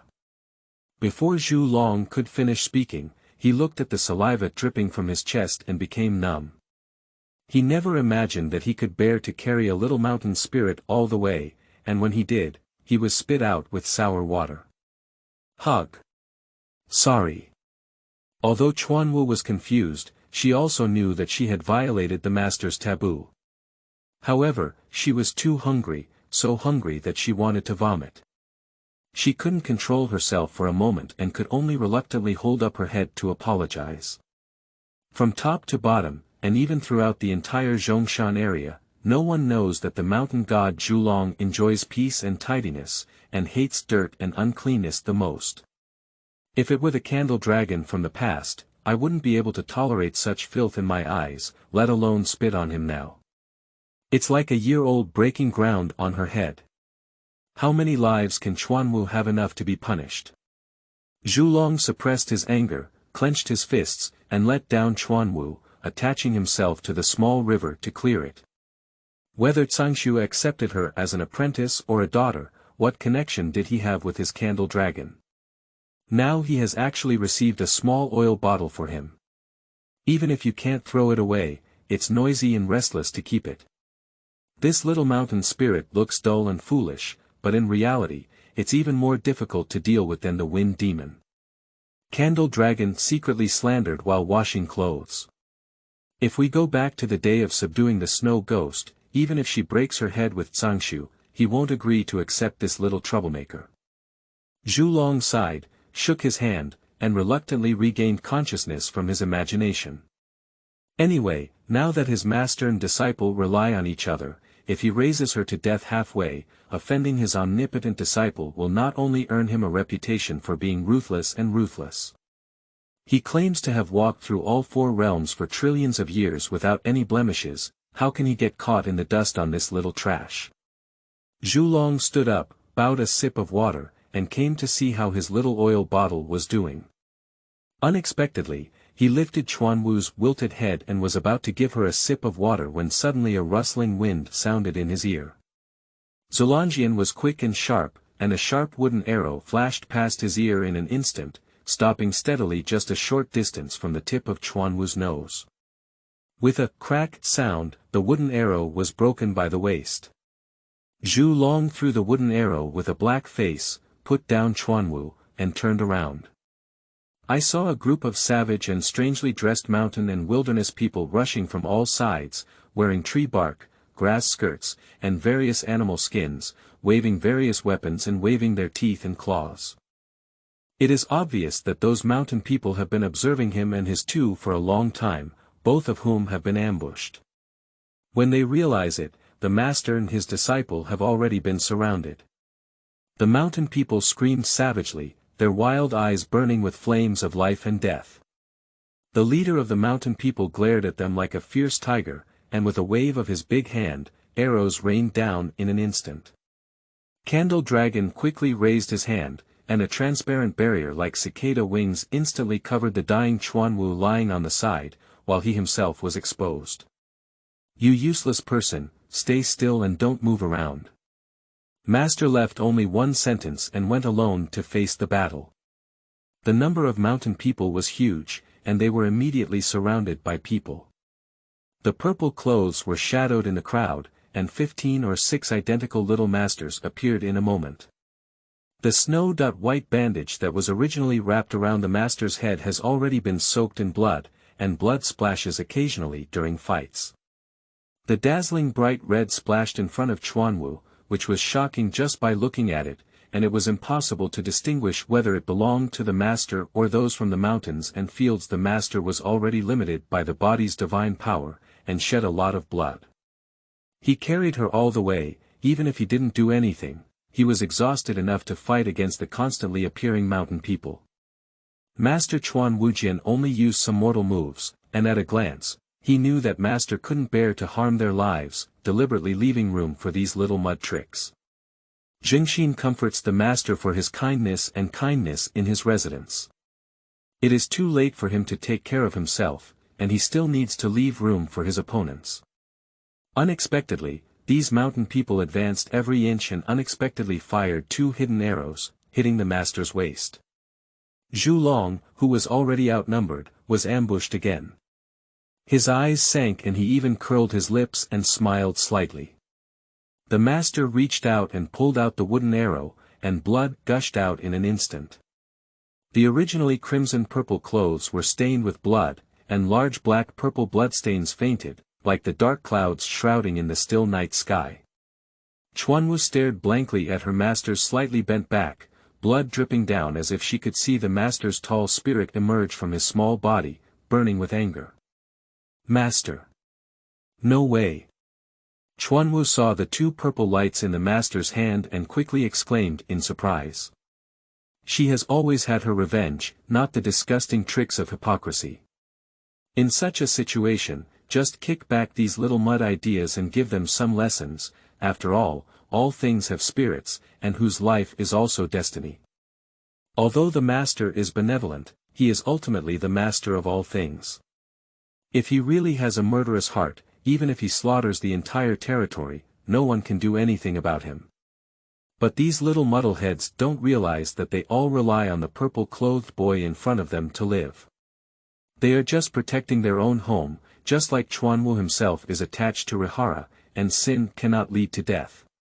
Moreover, the master should not have used his divine power. His body was already struggling, and if it were to be backfired as a result, the next path would be even more difficult. Little child, quickly dodge. At the critical moment, a very strong mountain man suddenly jumped out, and before the master could exert his strength, he was knocked down to the ground. What about your parents' family? How did one of them come here? The mountain man snatched the stunned little master out of the crowd like a baby, running and asking questions. Let go. The master struggled in the arms of the mountain man, but the mountain's manpower was immense, tightly restraining his arm and unable to use his divine power to escape. The mountain man snatched the young master and placed him next to Chuanwu. He didn't even bother to say a word and shouted in front of the two of them. Stop it. Villagers, stop it. A group of mountain people rushing towards with long spears and short soldiers hurriedly stopped their steps. Although they gave the robust mountain person face, they still stared fiercely at the master and disciples of Chuanwu. Two young and helpless little dolls, let them have a way to survive. The mountain man said, I did the same thing when I accidentally entered this golden will hidden realm before. I almost got killed by mistake. If it weren't for the help of the Golden Will clan leader, I might have become the ghost under this arrow long ago. The mountain people seemed to have some intention of giving up, and the mountain people continued. The leader of the Golden Will clan passed away not long ago. How can we continue to indiscriminately kill innocent people?